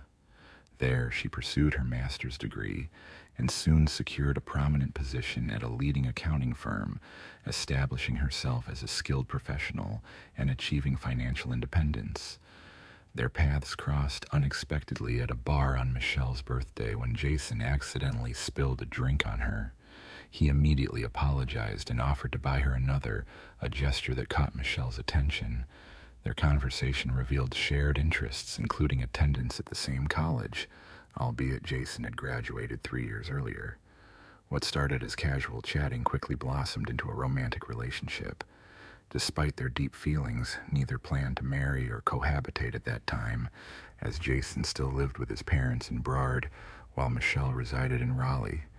They maintained a long-distance relationship, meeting on weekends or during Jason's business trips. The relationship took a dramatic turn when Michelle revealed she was pregnant. Both were young professionals, not yet ready for parenthood, and the news initially came as a shock. Michelle decided to keep the baby despite her reservations, and after some time, Jason came to terms with the situation. He moved closer to Michelle, and a few months later they married, not out of love or pregnancy, but due to circumstances that had unexpectedly changed their lives. Michelle faced significant financial challenges due to her lack of health insurance, making childbirth an overwhelming expense. Marriage offered a practical solution, allowing her to access support and stability. Their daughter, Cassidy Elizabeth, was born in spring of 2004, prompting Michelle to immerse herself in family life, aided by her mother and younger sister. Despite her family's initial wariness of Jason, they aimed to maintain harmony, choosing to accept him as part of their household. Later that year, the family moved into a spacious home in a peaceful neighborhood where Michelle's mother, Linda, visited to help with chores. She sensed a tense atmosphere as Jason's temper often sparked arguments. Michelle tried to mask these conflicts with a cheerful facade, though she confided in her mother about the underlying issues, which seemed ominous. When Cassidy was only 2, Michelle discovered she was expecting again. Nervous to share the news, she was relieved when Jason responded calmly and appeared pleased. The family traveled to Jason's hometown in Brard to share the joyful news with relatives. They spent the weekend celebrating, and on Monday, left Cassidy with her grandparents for a few hours to enjoy a dinner out. On their way home, Jason was driving when he lost control of the vehicle, which veered off into a ravine. Though they emerged with only minor scrapes and bruises, Michelle had suffered a miscarriage, leaving her deeply worried. Jason's reaction to the accident was unexpectedly composed. Prior to this incident, during a business trip, Jason had reconnected with an old college friend named Michelle Money. She shared the same name as Michelle's, and Jason told his wife about her. They decided to invite Michelle Money to visit, and she agreed. During her stay, Michelle Money expressed dissatisfaction with her own family life, while frequently complimenting Jason and telling Michelle how fortunate she was to be expecting again. Michelle didn't suspect any ill intentions from Michelle Money, but the two women began exchanging calls daily and secretly meeting. Jason justified his absences by claiming business trips, and Michelle remained unaware of his secret meetings. Matters grew more complicated in summer of 2006 when Michelle discovered she was pregnant again. Unlike her previous pregnancies, Jason's response was cold and unhappy. Michelle attributed his mood to her earlier miscarriage, unaware of the true reason behind his distant behavior. In November, with Michelle 5 months pregnant, Jason embarked on a $300 million business trip. That evening, Michelle, who was pregnant, had a lengthy phone conversation with her best friend, discussing family issues and a heated argument she had with Jason the night before. Shortly after Jason left for his trip around 10 o'clock, Jason arrived at the hotel exhausted from his travels, but instead of resting, he began meticulously inspecting the entrances, exits, and security cameras. His goal was to devise a plan for leaving and returning unnoticed, effectively creating a convincing alibi for an act he planned to carry out early the next morning. Later, Jason contacted Meredith asking for her assistance. He explained that he wanted to surprise his wife with a piece of jewelry for their anniversary, but had accidentally sent the order confirmation to their home fax machine. He was concerned that Michelle might see the message and spoil the surprise. Despite her general dislike for Jason, Meredith agreed to help him. She arrived at her sister's house through a concealed door in the garage, known only to family members, which was always left unlocked. The house was unusually silent, yet Michelle's keys, wallet, and important papers remained in the hallway, suggesting she hadn't left. When Meredith went upstairs, she found the bedroom door wide open, but neither Michelle nor her daughter responded to her calls. Inside, she was met with a horrifying sight. Michelle lay on the floor by the bed, her skull fractured and her body immersed in a large pool of blood. Bloodstains covered the walls, furniture, and floor, with tiny footprints visible near the body. Sadly, Michelle had been dead for hours. As Meredith hurried to call emergency services, she heard a faint noise coming from beneath the bed. Turning back, she saw Michelle's young daughter, Cassidy, looking at her with a confused expression. The girl was unharmed, but had witnessed her mother's brutal death and had spent many hours beside her. A forensic examination later revealed Michelle had sustained numerous bruises, abrasions, and broken bones. Her teeth were shattered, and her skull had been fractured by a heavy object. A bloodied pillow was found nearby, with marks indicating she had been suffocated with it. The investigation uncovered several critical facts. First, nothing had been stolen from the house, indicating the motive was solely to kill Michelle. Second, there were no signs of forced entry or broken locks, suggesting the killer had a key or was familiar with a secret family-only door. Typically, Jason would be the main suspect, but he had a solid alibi, claiming he checked into the hotel and remained there until the morning, attending a business meeting. Hotel records confirmed he used a key card to enter and exit his room, which was last recorded about half an hour after his check-in. However, closer scrutiny revealed irregularities.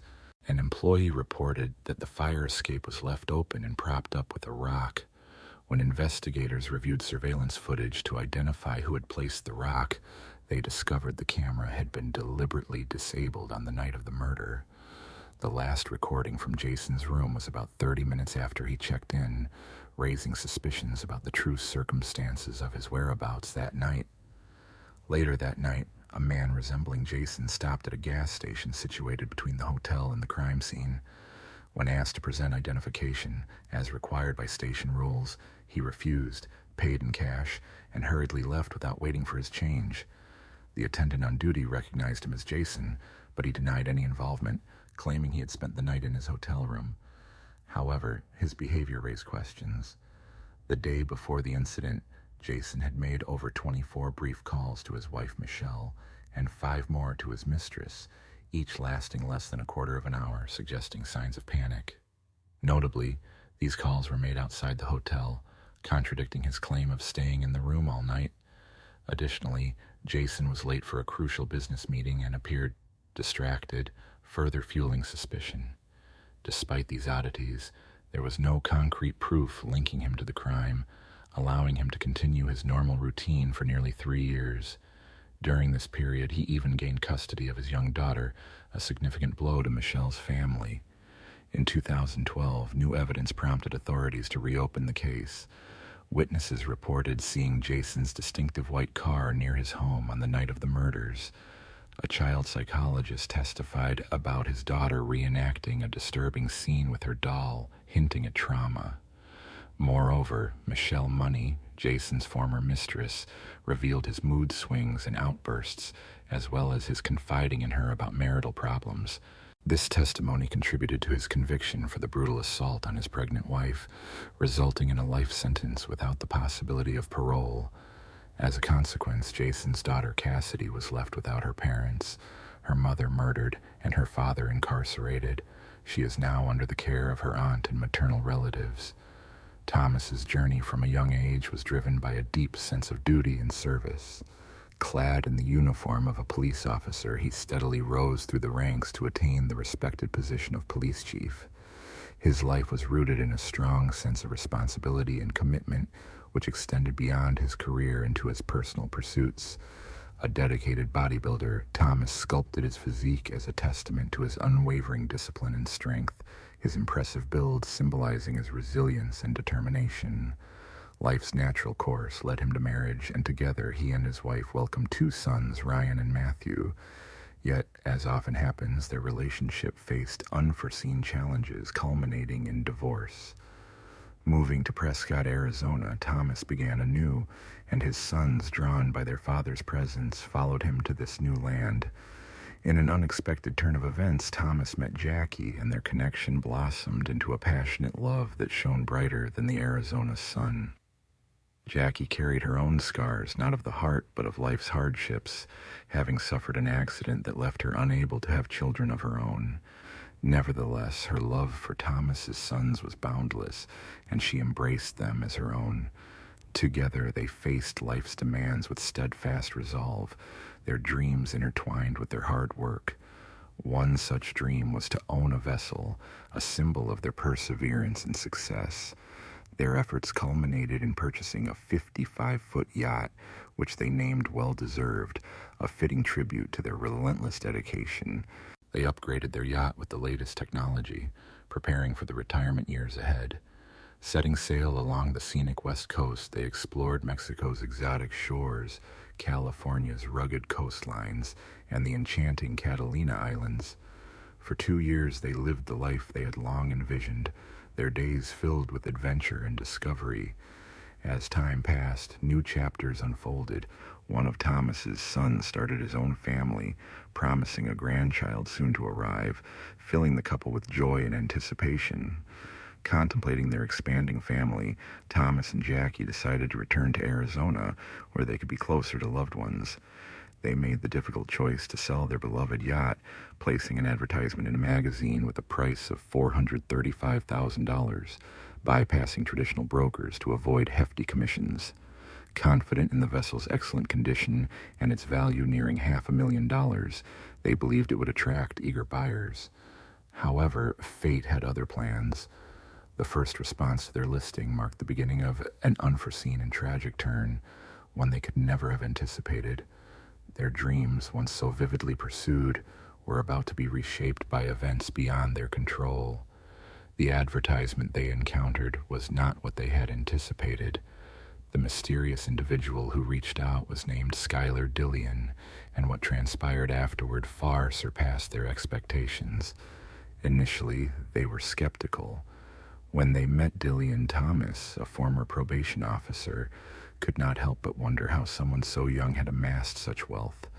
Dillion explained that his fortune stemmed from a previous career as a child actor, notably as part of the cast of the Mighty Morphin Power Rangers, along with appearances in commercials. Dillion presented a compelling offer, a full cash payment, complemented by an additional $155,000 for some personal belongings he wished to keep on the boat. To ease the Hawks' doubts, he arrived accompanied by his pregnant wife, Jennifer Henderson, and their young child. Their seemingly happy family appeared genuine, gradually alleviating the Hawks' concerns as trust grew. Yet, beneath their friendly facade, Skylar and Jennifer concealed a treacherous deception that would lead to serious consequences. The Hawks remained unaware of this, having placed their trust in Dillion. A routine sea trial was scheduled for November 15, 2004, marking a pivotal day. Just days earlier, on November 12th, the Hawks took a meaningful trip to Santa Catalina Island off the Los Angeles coast. It was a bittersweet occasion, celebrating the impending sale of their cherished boat and one last voyage. Friends and family were told that a buyer had been found and that the sale was imminent. On the morning of November 15th, under a bright sun, Skylar and his wife arrived with two men, one slender and the other muscular. The Hawks were taken aback by their presence, raising suspicions. However, Dillion quickly reassured them, claiming the well-built man was his accountant. After these explanations, Jennifer and their child stayed behind, while Dillion and the others boarded the boat and set sail into open waters.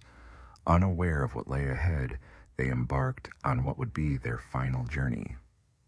As the sun dipped below the horizon and darkness fell, they vanished without a trace, marking the last time anyone saw them. Carter Ford, the port captain of the Leo Ale Yacht Club and a close friend of the Hawks, eagerly anticipated their evening meeting. Everything was in place and excitement filled the air. Yet, as night settled over Newport Harbor, an unsettling message shattered the calm. Jackie called with troubling news that sent a chill through Ford. The Hawks were on a sea trial that seemed routine, but something was amiss. They had been out on the water longer than expected, raising doubts. The Hawks promised to contact them once they returned, but that was the last anyone heard. When dawn broke, the yacht had returned to Newport Beach, yet the couple was nowhere to be found, leaving a puzzling mystery that remained unsolved. Several days passed without any sign of the Hawks, leaving their loved ones in growing concern. Their phones remained silent, and even Jackie's SUV was nowhere to be seen, fueling speculation that they might have embarked on an impulsive trip to celebrate recent financial gains. Some believed they had chosen to disconnect from the world temporarily, but the unsettling truth soon surfaced. The Hawks were not on vacation. Something far more troubling had occurred, and it took time for this realization to dawn. A week of silence intensified worries, prompting family members to feel the heavy weight of their absence and suspect that something was seriously wrong.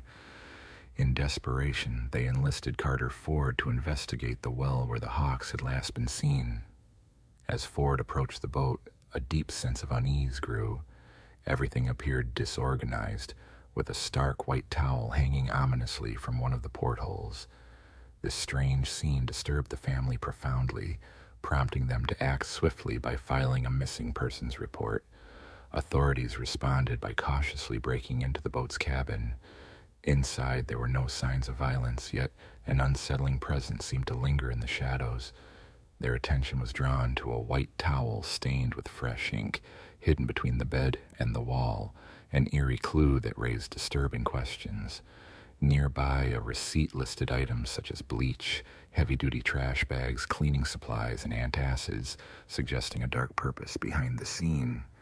The detectives pieced together these clues, suspecting that the cleaning products and trash bags could be linked to efforts to conceal evidence, while the antacids hinted at attempts to soothe discomfort caused by recent events. The boat's secrets cast a chilling pall over everyone involved, prompting investigators to dig deeper into the identities of the yacht's new owners, Skylar and Jennifer. An undercover surveillance team was quickly assembled to follow them discreetly. Observing the couple's daily routines revealed nothing unusual. They appeared to be ordinary volunteers at a local church, and Jennifer's work as a hairdresser seemed completely normal. Yet beneath this facade, a darker story emerged. Further background checks uncovered troubling details. Skylar Dillian had a prior conviction for burglary, which placed him on probation. Financial records revealed that the couple was overwhelmed by a staggering debt of nearly $887,000. This raised a perplexing question. How could they afford to purchase a yacht amid such financial hardship?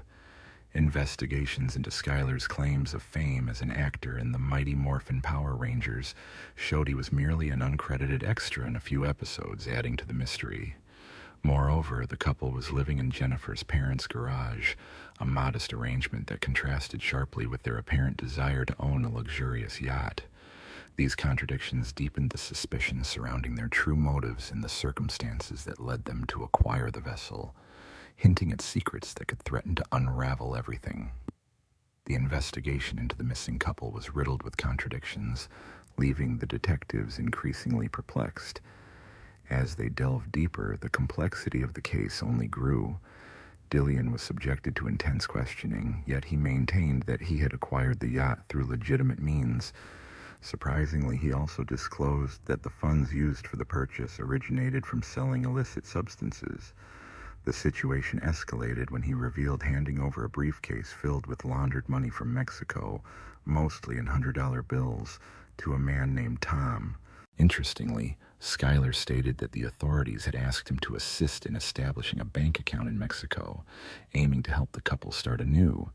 He further claimed that Tom and Jackie had granted him power of attorney, giving him control over their finances and the ability to transfer money across borders. To support his story, Skylar produced what appeared to be a genuine power of attorney document, complete with signatures that looked authentic. Despite denying any involvement in their disappearance, Skylar suggested the couple might have traveled to Mexico. However, doubts persisted. Cell phone records indicated that the Hawks' phones were near the Mexican border the day after their sea trial. Frustrated, the detectives returned to square one, refocusing on the family's safety as their top priority. They reached out to national media, where a family member appeared on camera, appealing for help in locating the missing couple and their vehicle. The case's mystery deepened, capturing public attention with its twists and turns. A breakthrough came when an American citizen in Mexico contacted authorities after recognizing the car on the news. He reported seeing it parked near Enada, Mexico. Investigators promptly went to a nearby residence and found the Hawks' vehicle. Despite the couple's disappearance over a month earlier and fears of harm, there was hope that this discovery might lead to answers. A Mexican federal agent arrived and knocked on the door, where the names Skylar, Dillian, and Jennifer surfaced during a Spanish conversation.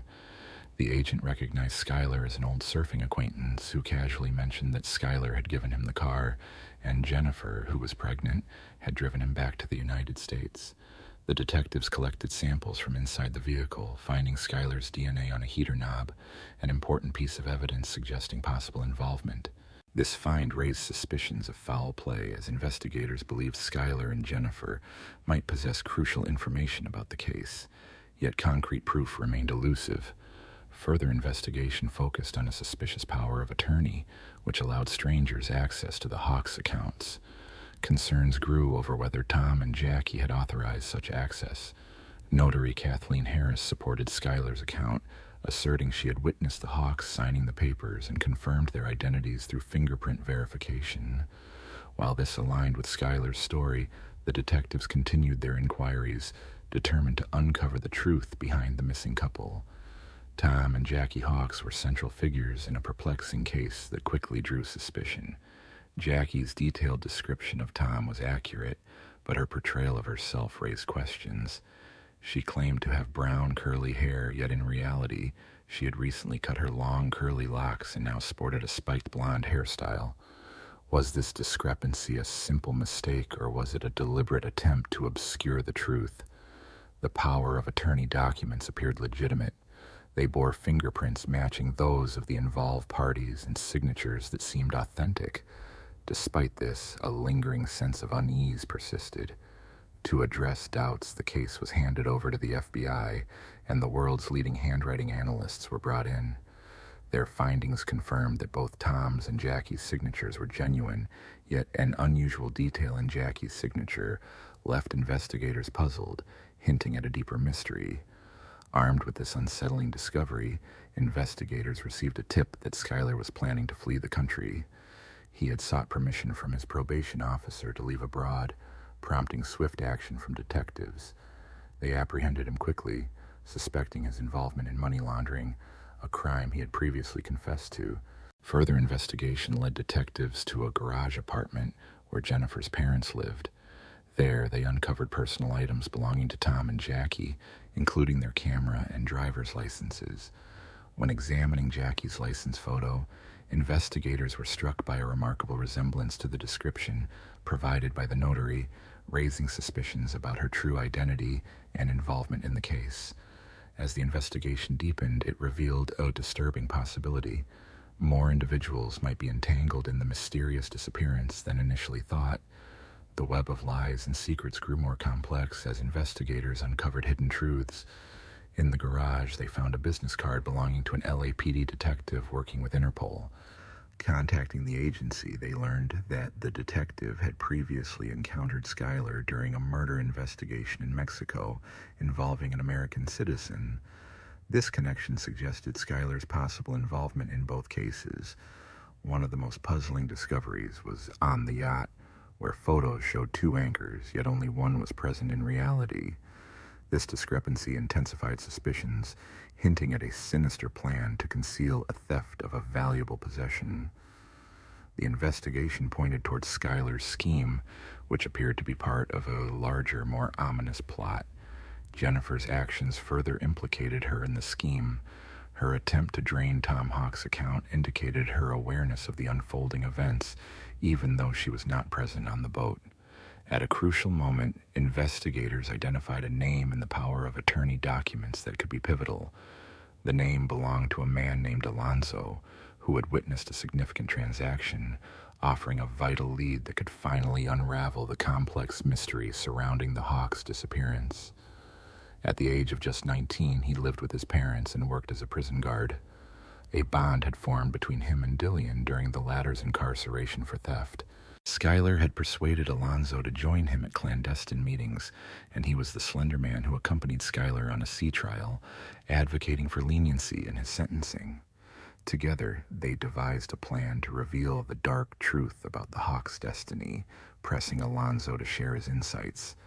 As the tape recorder started, Alonzo recounted a disturbing story involving a man named John Fitzgerald Kennedy, whom Schuyler had introduced as an accountant. In reality, Kennedy was a notorious gang member and ex-convict known as John F. Kennedy. Alonzo described how they plotted a perilous scheme aimed at causing chaos for the Hawks. Their sinister plan involved kidnapping a couple and taking them out to sea, intending to abandon them overboard.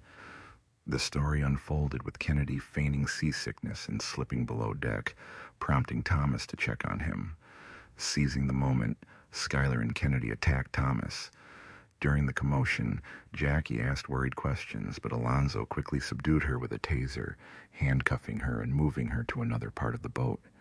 Both Thomas and Jackie found themselves helpless, their mouths and eyes taped shut as tears of desperation streamed down their faces. Jackie struggled to scream through her gag while Thomas, in a rare gesture of comfort, gently stroked her hand, sharing a silent moment amid the grim circumstances they faced. The nightmare continued as they were taken to the kitchen, where a power of attorney awaited their signatures. The chilling choice was clear: cooperate and possibly survive, or resist and face certain death.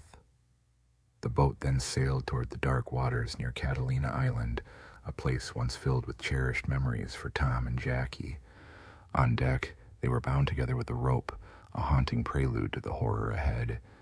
Dillian then detached one of the anchors from the bow, dragging its chain along the deck with a dreadful sound that echoed in their ears, an ominous signal of their impending fate. Desperate pleas for mercy filled the air as Jackie begged for her life, clinging to hope and believing she was too young to perish. Tom reassured her that they would be together, even as they were forcibly pushed overboard into the Pacific Ocean. They were dragged down by the anchor, disappearing into the depths, their bodies never recovered, leaving their fate shrouded in mystery. After completing their cruel act, Schuyler set about erasing any evidence of the Hawks' involvement, ensuring that their dark deed would remain hidden. He gathered their cherished belongings, including photographs, and callously cast them into the depths of the ocean, allowing their memories to fade away. Abandoned without remorse, all traces of the couple vanished, leaving only silence behind.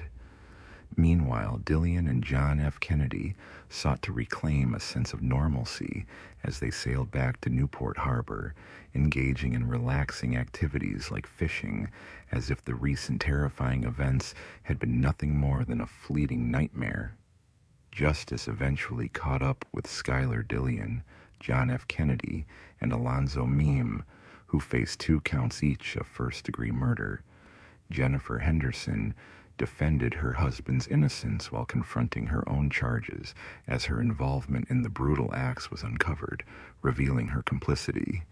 Driven by a ruthless desire for financial gain, the chilling murders were orchestrated with the help of Mayan Gardner, a former gang member and ex-convict who played a crucial role in connecting Dillian with Kennedy. Although Gardner did not actively participate in the crimes, he was charged with involuntary manslaughter for his role. Justice was served when separate juries found all involved guilty. In October of 2007, Jennifer Henderson was sentenced to 2 life terms without parole, while John Fitzgerald Kennedy received a death sentence on May 1, 2009, and was placed on death row at San Quentin State Prison. Alonzo Meem pleaded guilty, testified against the others, and received a reduced sentence of 20 years and 4 months, with the possibility of parole, in June of 2009. In March of 2009, Gardner's life changed dramatically after serving 4 years in prison. He decided to plead guilty to being an accessory after the fact, which resulted in the dismissal of the murder charges against him. Meanwhile, Dillian, also incarcerated, faced additional accusations, including allegedly soliciting another inmate to carry out a sinister plan against his own family members. His situation worsened when he was implicated in the murder of an American citizen named John Jarvie, who was killed in Mexico in 2003. The relatives of Dillian and the victim connected to the Jarvie case were considered key witnesses in both trials. On September 22nd, jury selection commenced for Schuyler Dillian's trial, which included charges of the murders of Thomas and Jackie Hawks, as well as John Jarvie. The verdict was announced on April 10, 2009, with Judge Frank Feisel sentencing Dillian to death in Orange County Superior Court. He was then transferred to death row at San Quentin. Before his incarceration, a disturbing incident occurred on March 13, 2008, when Dillian performed a self-harm act by partially cutting his male genitalia with a razor blade, expressing a desire to transition to a woman. After immediate medical treatment, he was returned to his cell. In an interview, Dillian explained that his extreme act stemmed from a strong wish to change his gender, having already altered his name from John Julius Jacobson to Skylar Dillian, choosing a gender-neutral identity. Dillian's true identity became a focal point in her defense, with her lawyers suggesting that her need for funds to undergo gender confirmation surgery was the concealed motive behind the DVE Tisiachi Deviat Natsat murders of the Hawks. However, it's crucial to recognize that such a motive does not excuse the heinous acts she committed. In that year, Dillian's gender was officially changed to female, and she now goes by the name Skylar. The Hawk family cherishes the enduring memory of Thomas and Jackie, their loved ones forever etched in their hearts. These individuals, known for their adventurous spirits, embodied kindness and authenticity. Their lives took a tragic turn, yet even after their passing, their spirits continue to shine brightly, illuminating our memories. May they find eternal peace and serenity in a peaceful place beyond this life. Greetings, friends. Today, we explore another tragic case, that of Lorena Bobbitt. It's often said that a woman who faces humiliation and insult can be driven to extreme actions, with revenge being one of the most formidable and unpredictable responses. Much depends on her mental state, but it's vital to understand the depth of her pain. Such intense emotions can be carefully concealed for years, only to erupt suddenly and sweep away everything in their path. The story of Lorena and her husband in the early 1990s captured global attention, and their surname became synonymous with the act of cutting or chopping. This case not only highlighted issues of domestic violence, but also brought to light the sensitive subject of marital assault, which many prefer to avoid discussing. Lorena Leonore Bobbitt was born on May 15, 1970, in Bucri, a town in eastern Ecuador, near Chimazo province. She was the youngest child in a modest family. During her childhood, her family moved to Caracas, Venezuela. Lorena was bright, diligent, and goal-oriented, excelling in her studies. After losing her father in her teenage years, her relationship with her mother, Elia Gallo, became strained. Soon after graduating, Lorena decided to move to the United States to live with her cousin, Jana Basti. Her relative welcomed her warmly, assisting with the paperwork for a student visa. However, Jana was a conservative woman, and Lorena had to follow strict household rules and share in domestic chores, much like Jana's own children. Despite these constraints, Lorena chose to stay, recognizing that America offered her far more opportunities than Latin America. She had long been interested in the beauty industry, and her aunt, who owned a well-established salon in the city center, decided to help her pursue this passion. Lorena was allowed to observe professional beauticians at work and practice on her own, eventually securing a part-time position in her aunt's salon. 8 months after relocating to a new country, a young woman named Lorena had settled into her new life. She enrolled in college and worked as a manicurist at her relative's salon, gradually saving money for her future. In September of Adna Tisiacha Deviat Sod Vosem Desiat Vosem, she was preparing to attend a party with friends. Her aunt gave her strict instructions on how to behave and what time she needed to return home, assuring her everything would be fine. Nervous about venturing into nightlife for the first time, Lorena chose a modest outfit, unlike her more daring friends, and carefully applied makeup and styled her hair. When she arrived at the nightclub, she was immediately struck by the lively, carefree atmosphere. The venue was filled with young people dancing, socializing, and enjoying themselves. Lorena couldn't help but think that such a place might be where she could meet someone special. Her intuition proved correct when she noticed a very attractive young man watching her with a smile. He waved and she responded, leading him to approach her and introduce himself. His name was John Bobbitt, and he couldn't take his eyes off her exotic appearance. Tall, handsome, and charismatic, he cracked jokes and complimented her skillfully, making it difficult for her to resist his charm. They spent the evening dancing and chatting, and as the night ended, he walked her back to her aunt's house. Before parting, he asked for her phone number and promised to call soon. John Wayne Bobbitt was born on March 24th, 1967, in Buffalo, New York. The youngest of 3 children, he faced tragedy early when his father died when he was only 3. His mother, overwhelmed by grief, suffered a nervous breakdown and was admitted to a psychiatric facility. The children were then raised by their religious aunt and uncle, who sought to provide stability and guidance during this difficult time. Growing up, John was not an exceptional student, but performed adequately in school. As a teenager, he decided to pursue a military career. After completing training at a military academy, he joined the Marines, where he demonstrated bravery, discipline, and determination. However, the strict discipline and constant obedience began to weigh heavily on him. After leaving the service with some experience and skills, he found work as a security guard at a popular local venue. Yet, he often changed jobs, rarely staying long in one place. John, true to his promise, called Lorena to ask her out on a date.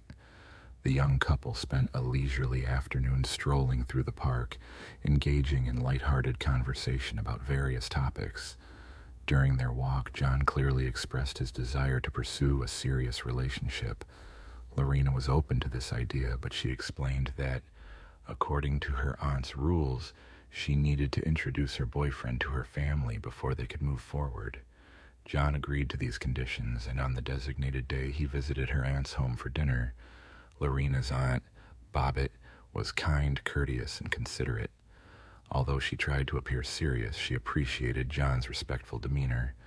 After a sincere one-on-one discussion with him, she gave her blessing for Lorena to continue seeing her boyfriend. 6 months into their relationship, John proposed to Lorena, and she joyfully accepted, having always dreamed of building a family, having children, and creating a home of her own. The couple began preparations for their most significant day. In June of 1989, shortly after Lorena turned 19, they made their union official. Their wedding was modest, as they lacked the funds for an elaborate celebration, choosing instead to allocate their savings toward a honeymoon by a warm ocean coast. Their happiness was genuine, but a shadow cast over the occasion, the absence of the bride and groom's parents. Instead, their relatives, aunts, and uncles gathered to share in their joy. Following the wedding and a delightful honeymoon, the newlyweds moved to Virginia, settling in a peaceful neighborhood called Manassas. The first months of their life together resembled a fairy tale. They enjoyed each other's company, showing mutual tenderness, care, and affection. However, as the year 1990 approached, their harmony began to deteriorate. Initially, Lorena tried to dismiss her husband's rude remarks and temper, attributing it to a period of adjustment. But the situation worsened. One day, when she served cold soup for dinner, John suddenly threw the plate onto the floor and started yelling at her, insulting her as a poor homemaker. He monitored her movements and conversations at home, insisting she follow his rules. Their intimacy was only when John desired, regardless of Lorena's wishes. She felt ashamed and humiliated, unable to share her problems with anyone. On June 22nd of 1993, John, along with a longtime military friend, went out to an entertainment venue. They drank heavily and partied late into the night. Lorena, left alone at home, did not wait for her husband and went to bed around midnight. She soon fell asleep, only to be awakened around 3 o'clock in the morning when John, intoxicated and agitated, returned home. Without warning, he tore off her shirt and forcefully engaged with her, leaving her overwhelmed and confused by the sudden, aggressive act. After pleading with him to stop and not to proceed, she was overwhelmed by her tears and desperation. Yet he remained completely unmoved by her pleas. Once it was over, John simply collapsed beside her, exhausted and drifting into sleep. Shaking and sobbing, Lorena managed to get to the kitchen, poured herself some water, and took a few calming sips. Her eyes then fell on a stand holding large, sharp kitchen knives. Without thinking, her hand reached out and grasped a carving knife. In a dazed state, she returned to the bedroom, where her husband lay snoring heavily, seemingly intoxicated. Without hesitation, she seized his genitals with her left hand, squeezed tightly, and then, with a swift motion, cut through with the knife, severing a significant part. John awoke with a cry of pain, while Lorena quietly left the room, headed to the garage, and got into her car. She sped through the deserted city streets, her mind clouded with shock and confusion. It was only when she reached an intersection, halted by a red traffic light, that she came back to her senses. Glancing at her blood-stained hands, she realized she was still clutching the severed part of her husband's anatomy. She rolled down the window and discarded the piece of flesh onto the street, then continued driving. Lorena drove to a close friend's house, where she was met with shock at her appearance and the state she was in. After recounting what had happened, her friend immediately contacted the authorities and summoned medical help. The injured John was quickly taken to the hospital, where urgent surgery was needed. Throughout this ordeal, John desperately tried to control the bleeding by pressing a cloth against his wound. The injury to the groin vein was critical, often leading to fatal blood loss, but fortunately, a clot had formed, significantly slowing the bleeding. Paramedics arrived in time to transport John to a nearby hospital, where he received immediate care. The authorities then focused on locating the severed part, which Lorena had discarded on the road. After a thorough search, the police recovered the organ, which was carefully cleaned with antiseptic, placed in a special container with medical ice, and rushed to the hospital.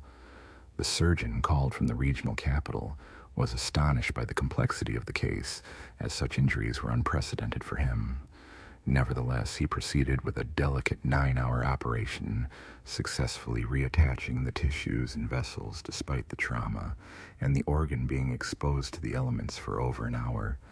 Thanks to the surgeon's skill and prompt action, the reattachment was more than successful, and the patient began the process of recovery. That same night, widespread public concern erupted when Lorena was detained and brought in for questioning.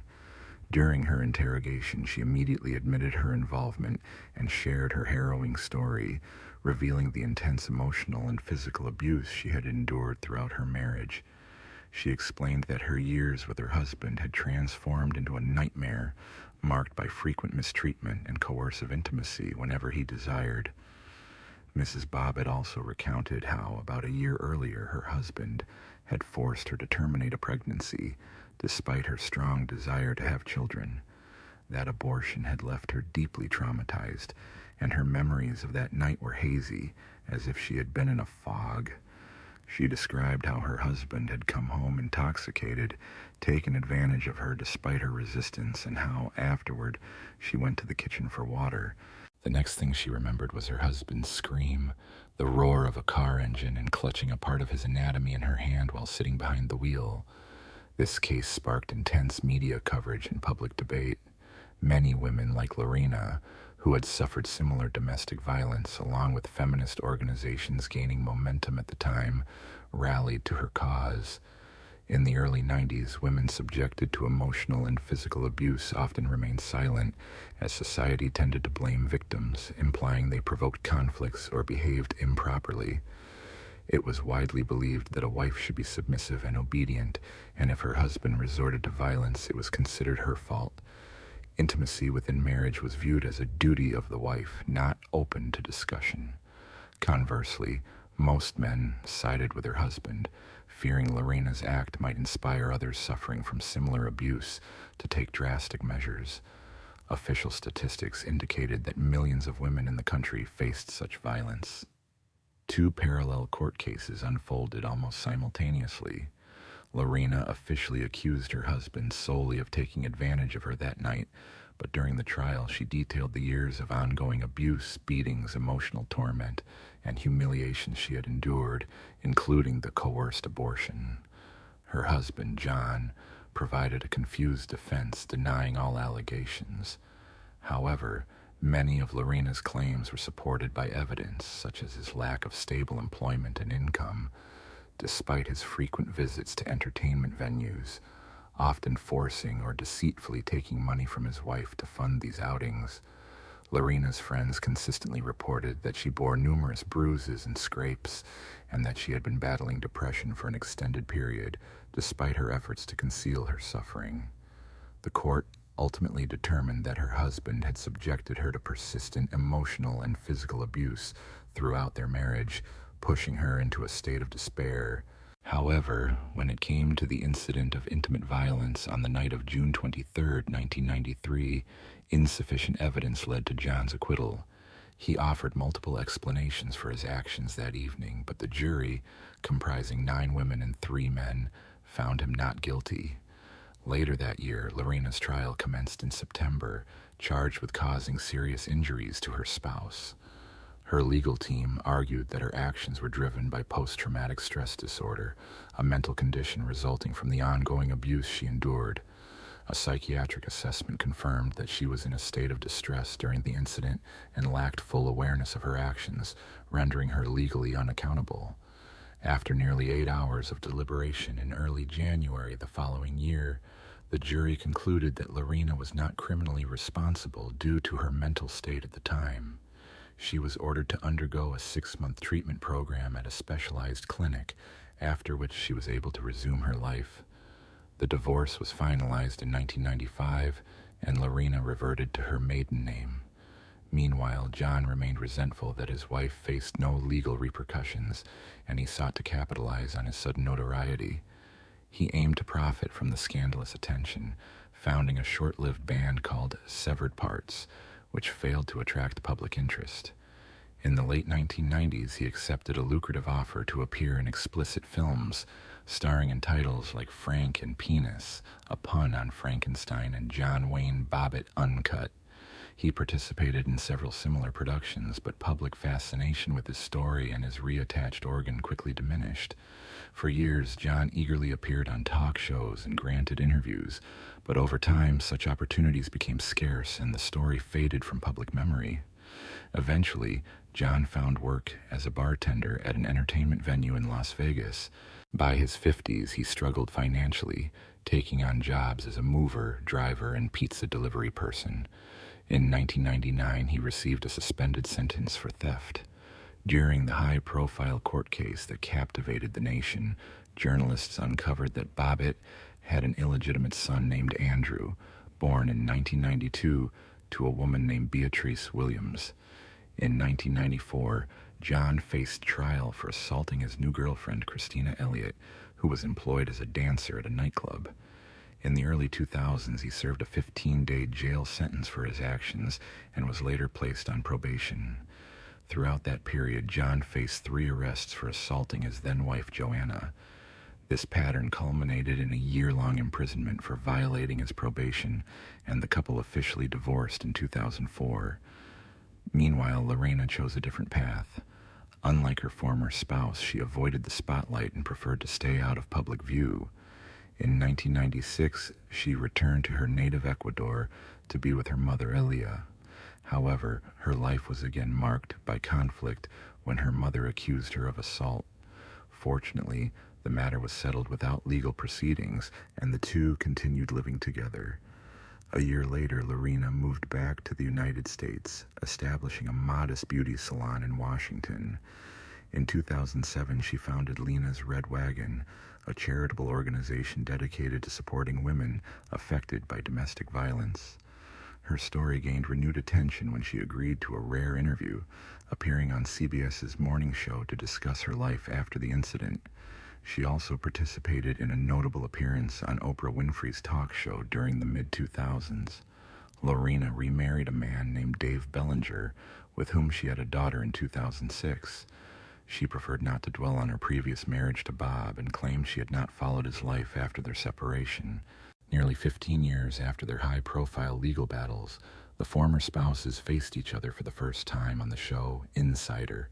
John apologized for his treatment during their marriage and expressed that he still loved her. Lorena was visibly moved by his words and revealed that every Valentine's Day her ex-husband still sent her flowers and cards. On May 25, 2013, Marshall University celebrated a new graduating class. Mark and Joanna McDermott, proud parents, were there to witness their children's achievement. However, their day took an unexpected turn.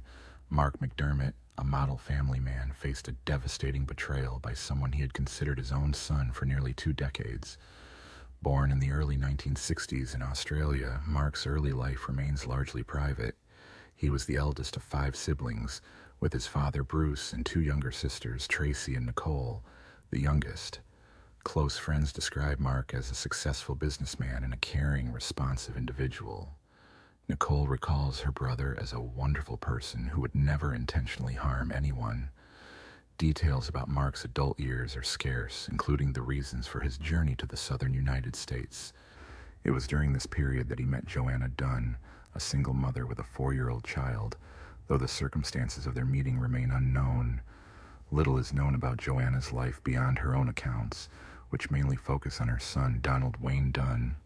Born in the early 90s in West Virginia, Donald was raised primarily by his grandparents, who played a crucial role in his upbringing, as Joanna, a single working mother, found it difficult to care for him alone.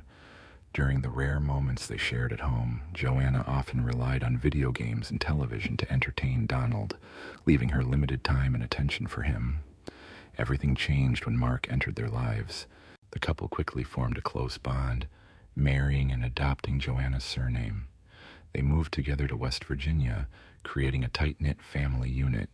From the start, Mark and Donald developed a relationship that resembled that of a biological father and son, with those close to them affirming that Mark treated Donald as his own and that Donald saw him as his only father. Their connection was visibly strong. During Donald's teenage years, the family faced hardships, including a temporary separation between Mark and Joanna. Despite Mark living alone for a time, Donald insisted on staying with him rather than returning to his mother. Later, the family faced another challenge when Joanna was diagnosed with cancer. Through mutual support, they managed to overcome these difficulties. Mark consistently ensured that Donald lacked nothing, providing a comfortable, stable life. Although Donald was modest and never demanded much, he appreciated the peaceful, secure environment his stepfather created. In 2008, after graduating from high school, Donald began higher education at Rio Noe Community College, where he studied for 2 years. Mark continued to support him financially, even after Donald transferred in 2010 to Marshall University. Despite living with his girlfriend, whom he had been with since age 15, and her family, Donald received unwavering support from Mark and Joanna. Their assistance extended beyond tuition, covering clothing, car insurance, and living expenses, allowing him to focus solely on his studies. Donald was a responsible and diligent young man, adhering to a strict daily routine. He often canceled or declined plans with loved ones to prioritize his academic commitments or practical work for upcoming exams. Over the course of his 5 years at university, he maintained this disciplined lifestyle, aiming to graduate with a clear goal in mind. On Saturday, May 25, 2013, a day that was supposed to be a milestone for him, turned into a moment of profound tragedy. He was scheduled to receive his diploma, marking a significant achievement, but what should have been a joyful celebration quickly transformed into a scene of chaos and sorrow. As the Mache family prepared for Donald's graduation, an emergency call disrupted the festivities. From their home, a frantic voice reported, "My name is Joanna McDermott. I shot my husband." When asked about his condition, she responded, "No, he's not breathing." She explained that the incident was not accidental but the result of a fight. The news was devastating. This was meant to be a day of happiness, yet it was overshadowed by violence. Authorities responded swiftly, with Sergeant Greg Ken of the Raleigh County Sheriff's Office among the first to arrive. Upon entering the house, he found Joanna in a state of shock, visibly distressed. Moving further inside, he saw Mark lying motionless on the living room couch, apparently reading a book at the time of his death. Initial observations revealed 2 gunshot wounds to Mark's head, with a 3rd wound found in his back after investigators examined the body. The medical examiner confirmed that, although the head injuries caused his death, it was unlikely to have been instantaneous. The extensive blood stains indicated Mark had survived for some time after being shot, losing a significant amount of blood. According to early reports, Donald had been preparing for his important day when the noise from the shower masked the gunshots. He was unaware of the shooting until he stepped out of the bathroom and saw his stepfather's body. Joanna, meanwhile, was questioned about her actions. She revealed that her marriage had become unbearable and she could no longer stay with someone she no longer loved. She also expressed remorse for leaving her son without seeing him grow into a man. Joanna's son, aged 23, was in the bathroom at the time, unaware of the tragedy. She explained that the pistol was found on the dining table alongside a letter, presumably written by her to Donald, detailing her feelings and the breakdown of their relationship. Later, Joanna and Donald were transported separately to the sheriff's office to provide their statements. Since Joanna had called emergency services, the case was initially viewed as another instance of domestic violence ending tragically. During her interview, she claimed that she and Mark had argued, and in a moment of rage, she shot him without fully realizing her actions. This account surprised the officers who were trying to understand the circumstances of this heartbreaking event. Following her initial account, Joanna unexpectedly confessed a revelation that dramatically altered the investigation's direction. Once the police vehicle doors closed, she disclosed that it was not she who had caused Mark's death, but her son Donald. This startling admission revealed a complexity far beyond what investigators had initially suspected. In the subsequent interrogation, Joanna recounted the events of May 25, 2013, beginning with her son's graduation earlier that day. She had left home in the morning to run errands and buy groceries. Upon returning, as she was about to exit her car, Donald approached her and asked her to close her eyes and follow him into the house, claiming he had a surprise. Trusting her son, Joanna obeyed and was led into the dining room, where Donald suggested she sit down. Suddenly she heard a distinctive click, and when she turned to face him, she saw her own pistol in his hands. The gun did not fire. Terrified, Joanna managed to wrest the weapon from her son's grasp, her quick thinking allowing her to regain control of the situation. Recognizing the danger, she devised a plan to protect herself. Seeing Mark's lifeless body, she told Donald she would call emergency services and take responsibility for the incident. Although he initially hesitated, he eventually agreed. Joanna explained that her primary motivation was self-preservation. She believed that if she did not act, Donald might harm her. She also revealed that, in her 23 years as his mother, she never imagined he would turn a weapon against her. The firearm used was her own, a semi-automatic pistol, which likely did not fire because she had pulled back the slide far enough to prevent a shot. Captain James Barr found her story entirely plausible, noting that from the moment he saw Donald, he sensed something was amiss. The young man appeared unusually composed, maintaining a neutral expression despite the gravity of the situation. Because of this, the officer ordered Donald to be isolated in a separate interrogation room, away from his mother. From the start, Donald denied any involvement in the death of his stepfather. However, his facade quickly crumbled when he learned of Joanna's account. Without any coercion or pressure, he voluntarily began to reveal details, providing a full confession that helped clarify the case. The story that unfolded was almost beyond belief. It all started after Donald's first year of college, when his academic performance declined sharply, leading him to drop out due to poor grades. Initially, his coursework was straightforward, requiring only attendance at the right place and time to earn decent marks. But as the semester advanced, the demands grew, and Donald felt increasingly unable to keep up. Instead of admitting his struggles, he chose to conceal the truth from those close to him. He lied to Mark and Joanna, his parents, and kept his deception hidden from his girlfriend and her family as well. Rachel Rush, his girlfriend's sister, recounted that Donald maintained a routine that made it seem like he was attending classes. He would leave and return home at consistent times, spending most of his days in his room under the pretense of studying or preparing for exams. To reinforce his story, he even forged grade reports, maintaining this facade for nearly 4.5 years without anyone suspecting a thing. His family's trust in him remained intact, unaware that he was misusing the funds they provided for his support. Donald insisted he never intended to deceive them for so long, but as time went on, honesty became increasingly difficult. The main obstacle to revealing the truth was his fear that Mark and Joanna would stop funding his lifestyle. Material possessions like a car or designer clothes mattered little to him, but losing his comfortable way of life was a significant concern. Over months, Donald devised a drastic plan to escape his situation, one that involved taking his parents' lives. He wanted to leave behind a note similar to one found on the dining table, along with a pistol, believing that authorities would interpret it as the act of a distressed individual trapped in an unhappy marriage who saw no other way out. On May 25th, Donald confided in Captain Barr that he had secretly taken Joanna's pistol and kept it with him all day, pretending to prepare for his graduation. His plan included going to the supermarket to be recorded on surveillance cameras, aiming to create an alibi.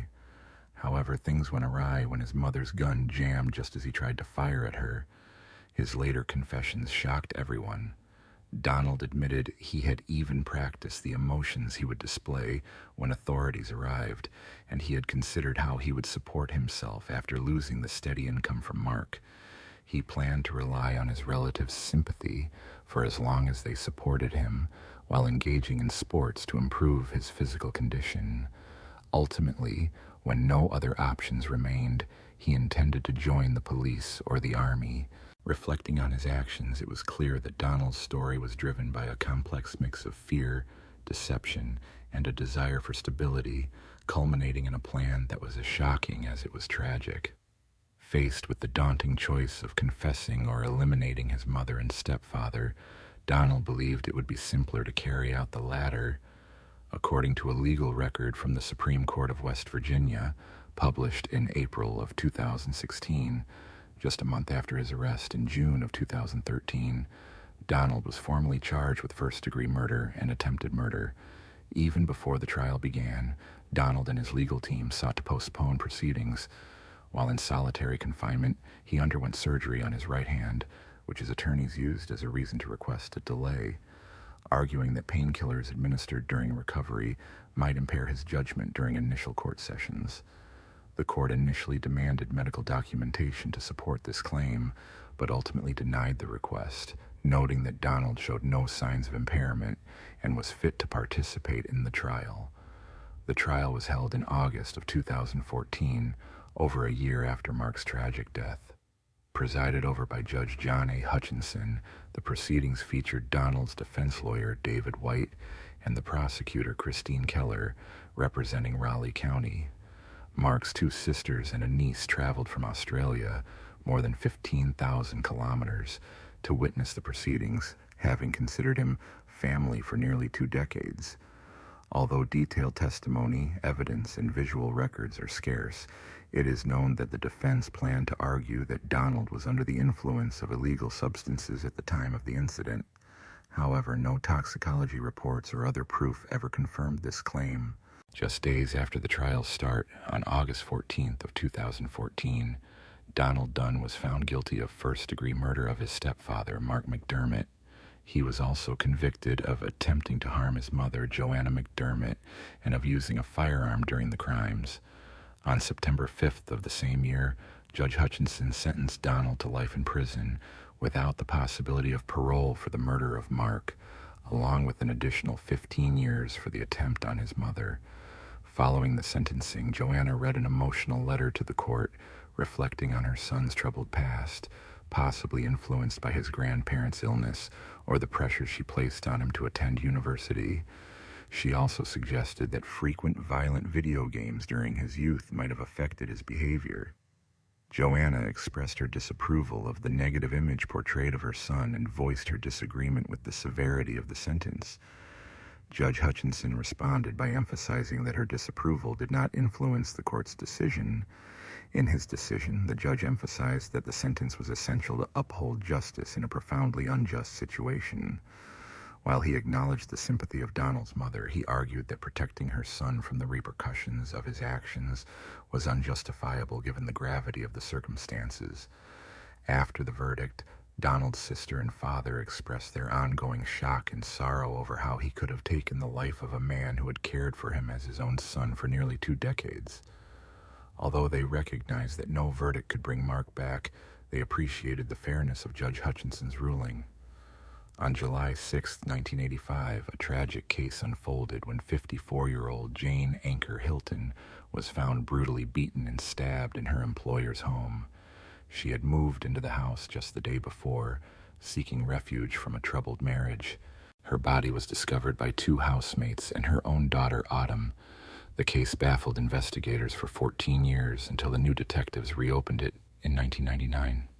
A misquote in a news article led authorities to suspect Ricky Davis, who was eventually tried and convicted of the crime, despite insisting on his innocence. Determined to prove his innocence, Davis sought help from the justice system that had imprisoned him. 15 years later, genetic genealogy testing, combined with efforts by the Innocence Project, proved his innocence and identified the true perpetrator. Jane was a well-known figure in El Dorado Hills, California, working as a columnist for Foothill Times, often covering local social events. She was a devoted mother of 6 children and expressed her love through poetry to inspire them daily. At the time of her death, she was pursuing her real estate license and was married to Archie Hilton since 1984. By mid-minus odna tisiaka deviatsot vosem desiat piat, their marriage was beginning to unravel, prompting her to seek assistance from her employer, Will McLean. McLean owned a sizable home in the area, where his daughter, Maureen Klein, her boyfriend Wilma's grandson, Ricky Davis, and his girlfriend, Connie Dahl, also resided. On July 6, 1985, Wilma welcomed Jane and her 13-year-old daughter, Autumn, into her home. Tragically, that very night, at around 3:30 in the morning, Jane's life was cut short in what would become a case that haunted the community for years. At 20 years old, Ricky Davis and his 19-year-old girlfriend, Connie Dahl, returned home after a night out at a party. Outside, they encountered Autumn, who explained she had been out late and was worried her mother might be upset.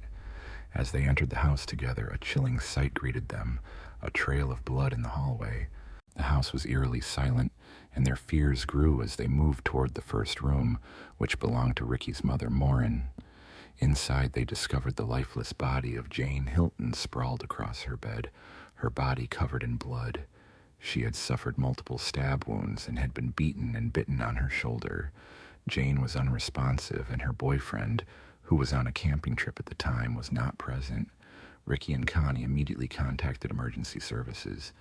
When paramedics and police arrived, they confirmed Jane had already passed away. The investigation revealed that she had endured 29 stab wounds, and her death was a result of a brutal, senseless attack. Detectives began interviewing those close to Jane. Archie Hilton, her estranged husband, was questioned and provided a solid alibi, supported by DNA evidence. Despite their marital issues, Archie insisted their relationship was not over and denied any trouble between them. He was cleared of suspicion, and the case went cold for nearly a decade. In the early hours of the morning, Ricky and Connie told investigators they had returned home and found Autumn waiting outside. Upon entering, they saw the blood-stained hallway, which led them to the master bedroom. There, they found Jane's body on the bloodied mattress. Authorities initially suspected an intruder might be responsible. The case remained unresolved for 14 years until it was reopened in 1999. Cold case detectives Richard Stracer and Rick Fitzgerald revisited the investigation, scrutinizing old paperwork and evidence. They focused on a news interview given by Connie Dahl, who had been Jane's housemaid and Ricky's former girlfriend. In her statement, she described Jane's body as lying in bed, as if placed there in her usual sleeping position. This account conflicted with a recorded statement from Ricky, which suggested the body was found on the floor. At the time, Ricky was serving time in Oregon on unrelated charges. Detectives brought Connie in for questioning, and she initially maintained her original story. Over the following 18 months, she was interrogated multiple times. Investigators used techniques known to increase the likelihood of false confessions, systematically pressuring her into implicating Ricky and Jane's daughter, Autumn. Connie was threatened with murder charges if she did not cooperate, though she was promised a lighter sentence of manslaughter, which would entail only a year of imprisonment. Detectives claimed that DNA evidence would be used to identify the perpetrator, but in reality, no DNA testing had been conducted during that period. The evidence collected at the scene remained unexamined, and the case was marred by procedural flaws and coercive interrogation tactics. During the investigation, authorities relied heavily on physical evidence, such as a distinctive bite mark on Jane's shoulder, to build their case. Over 4 interviews, the investigators pressured Daw to provide the answers they sought, gradually breaking her resistance. As a result, She began recalling details from the night of the crime, which she then used to craft a new version of events. In one account, she claimed Autumn was present during the incident and was splattered with blood. In another, she admitted to biting Jane on the shoulder. Da's story evolved to include an argument between Davis and Jane, with Davis allegedly wanting Autumn to join a party. When Jane refused, Davis reportedly lost control, leading to Jane's death. However, Da's recollections kept shifting, and she could not specify the weapon used or its location afterward. Da pointed to her ex-boyfriend Davis as the main suspect in Jane Hilton's death. Following her confession, both Davis and Autumn Anchor were interviewed. Despite the detectives' attempts to manipulate them by suggesting that Autumn had implicated Davis, neither was swayed.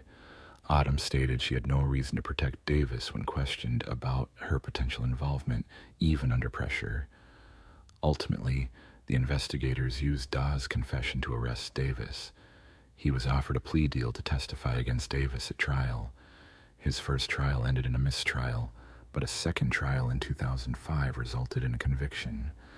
During the proceedings, Da testified about her struggle with Jane and her accidental bite on the shoulder. She described hearing screams and pleas as Davis continued the assault. Based solely on her account, Davis was sentenced to 16 years for second-degree murder, while Da received a lesser charge of manslaughter and served a year in county jail. Tragically, Da later died from a drug overdose in 2014. Davis maintained his innocence and in 2006 reached out to the Northern California Innocence Project, seeking help to prove his wrongful conviction. Founded in 2001 by Kathleen Rudolph and Linda Starr, the NCP was established to assist inmates in accessing DNA testing to establish their innocence. As a nonprofit affiliated with Sagitt Claria University School of Law, the organization began its work after legislation allowed convicted individuals to request such testing. Following Davis's contact, his case underwent a comprehensive review, facilitated by cooperation between the NCP and the El Dorado County District Attorney's Office. In the aftermath of the crime, DNA evidence was re-examined to clarify the case. Biological material recovered from the scene, including Hilton's neck gown and samples under her fingernails, revealed an unknown male DNA profile. Both the evidence from Hilton's fingernails and the gown matched the same unidentified source. This new information directly contradicted Davis's previous testimony, indicating that his account was fabricated. Unfortunately, Archie Hilton, who was innocent, had already passed away before these results emerged. The DNA profile was entered into the FBI's combined DNA index system, but no matches were found, leaving the question of the true perpetrator unresolved. While the evidence appeared to support Davis's innocence, legal hurdles remained. The North County Innocence Project argued that if the DNA results had been presented during Davis's trial, the verdict might have been different. Until January of 2017, California law required that new evidence must strongly point to innocence, a standard considered nearly impossible to meet. In 2015, expert Richard Leo reviewed Davis's interrogation transcripts and concluded that detectives used coercive tactics designed to influence Davis into providing a narrative aligned with their assumptions about Hilton's murder. In 2016, the North County Innocence Project co-sponsored Senate Bill 1134, which allowed wrongfully convicted individuals to demonstrate that new evidence could have swayed a jury. Attorney Melissa O'Connell filed a petition for a new trial based on the compelling DNA evidence, supported by former California State Senator Martha Leno. The bill's passage in January of 2017 aligned California's standards with those of 43 other states. Superior Court Judge Kenneth Malachi vacated Davis's 2005 conviction and ordered a new trial. The trial was initially scheduled for fall of 2019, but was postponed to April of 2020 due to the defense attorney's health. However, the case took another turn when advances in DNA technology led to Davis's exoneration. He became the first person in California, and only the second in the United States, to be cleared of a conviction through genetic genealogy. This innovative method involves sending DNA evidence to specialized companies that analyze it against large family tree databases to identify potential relatives. In February of 2020, DNA evidence matched a man considered an unlikely suspect. El Dorado County's attorney announced that a new suspect, known as Michael Green, had been linked to the DNA found on Jane Hilton's body. Green was a longtime resident of Roseville, and his arrest marked a significant breakthrough in the case. In California, Green graduated from Oakmount High School in 1986, described as an easygoing, balanced, and remarkably relaxed individual. He was generally seen as a calm and approachable person. One classmate, wishing to remain anonymous, struggled to comprehend why Green would travel to El Dorado Hills and commit such a brutal act against a woman. According to reports, Green was just 17 years old at the time of Hilton's murder.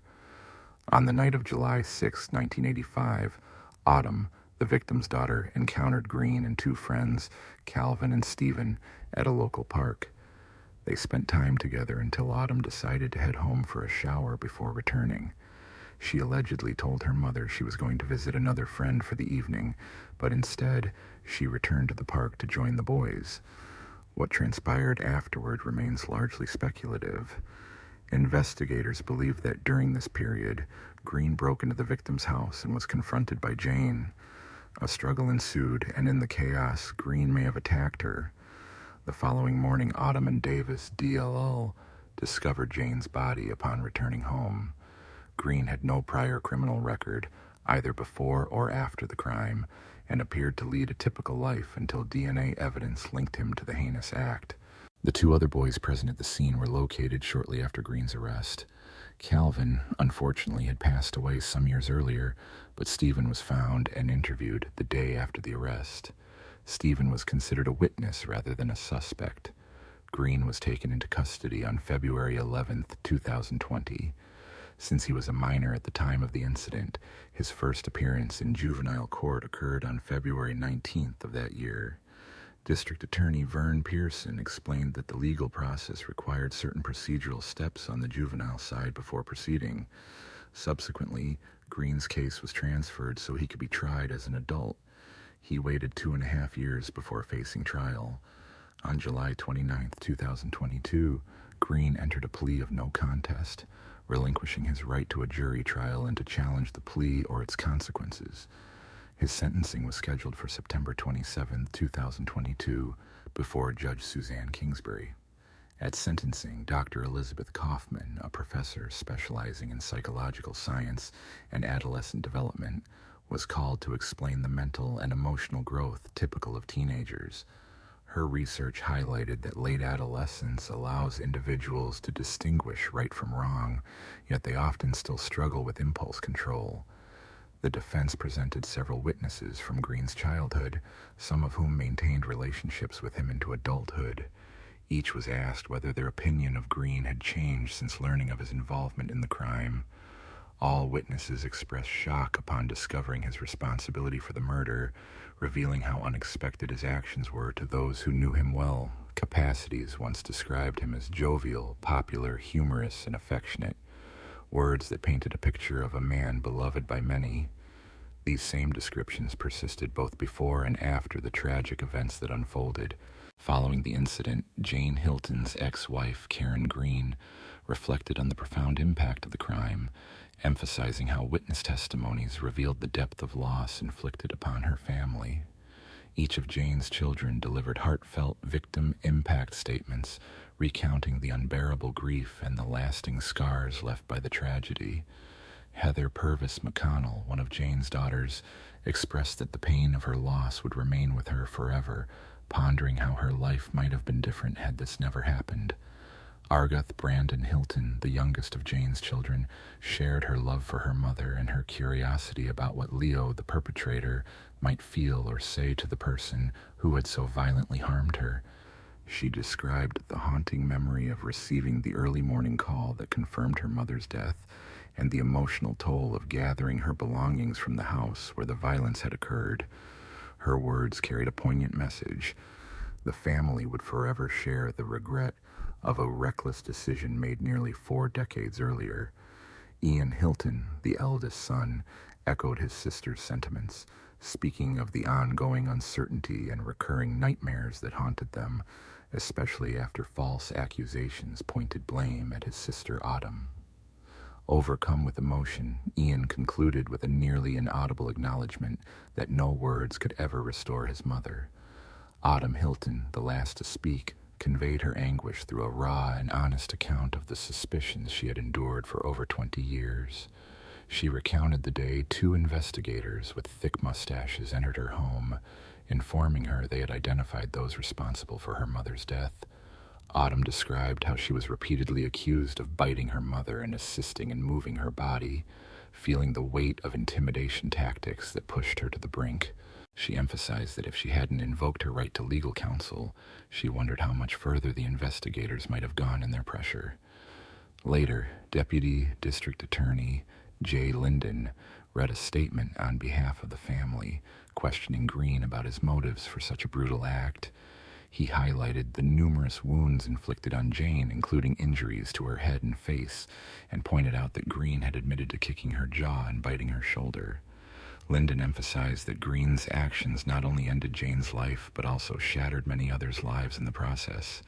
He asked Green to consider who Jane was, her achievements, and her love for her children, reminding the court of her humanity.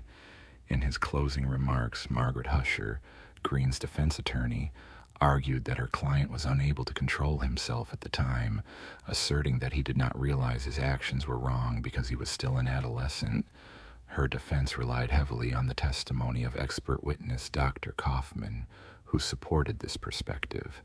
She pleaded for mercy, citing Green's age and mental state, but Judge Kingsbury interrupted, clarifying that the court's role was to uphold justice, not leniency. The court decided to place him on probation, effectively ending any further defense responses. Linden expressed his disdain for the probation request, calling it offensive, and remarked that he had already evaded serious consequences for 37 years. Allowing him to remain on probation, he argued, would only enable him to continue avoiding accountability. Judge Kingsbury acknowledged the numerous debates surrounding juvenile development in murder cases and noted that, in her 26 years on the bench, Jane Hilton's case stood out as the most brutal she had encountered. Before delivering her sentence, she asked the family for forgiveness for the suffering they endured, emphasizing that although she was not originally assigned to the case, she hoped they could find healing, as that would have been their mother's wish. She then urged Green to utilize all available resources within the California Department of Rehabilitation, stressing that such efforts could influence his prospects for parole. In her closing remarks, Kingsbury highlighted that she had heard from Green's friends about his positive qualities and potential. She pointed out that he was still young enough to be released and lead a constructive life. Green was sentenced to a minimum of 15 years to life and was taken into custody at El Dorado County Jail, with plans to transfer him to the Department of Rehabilitation.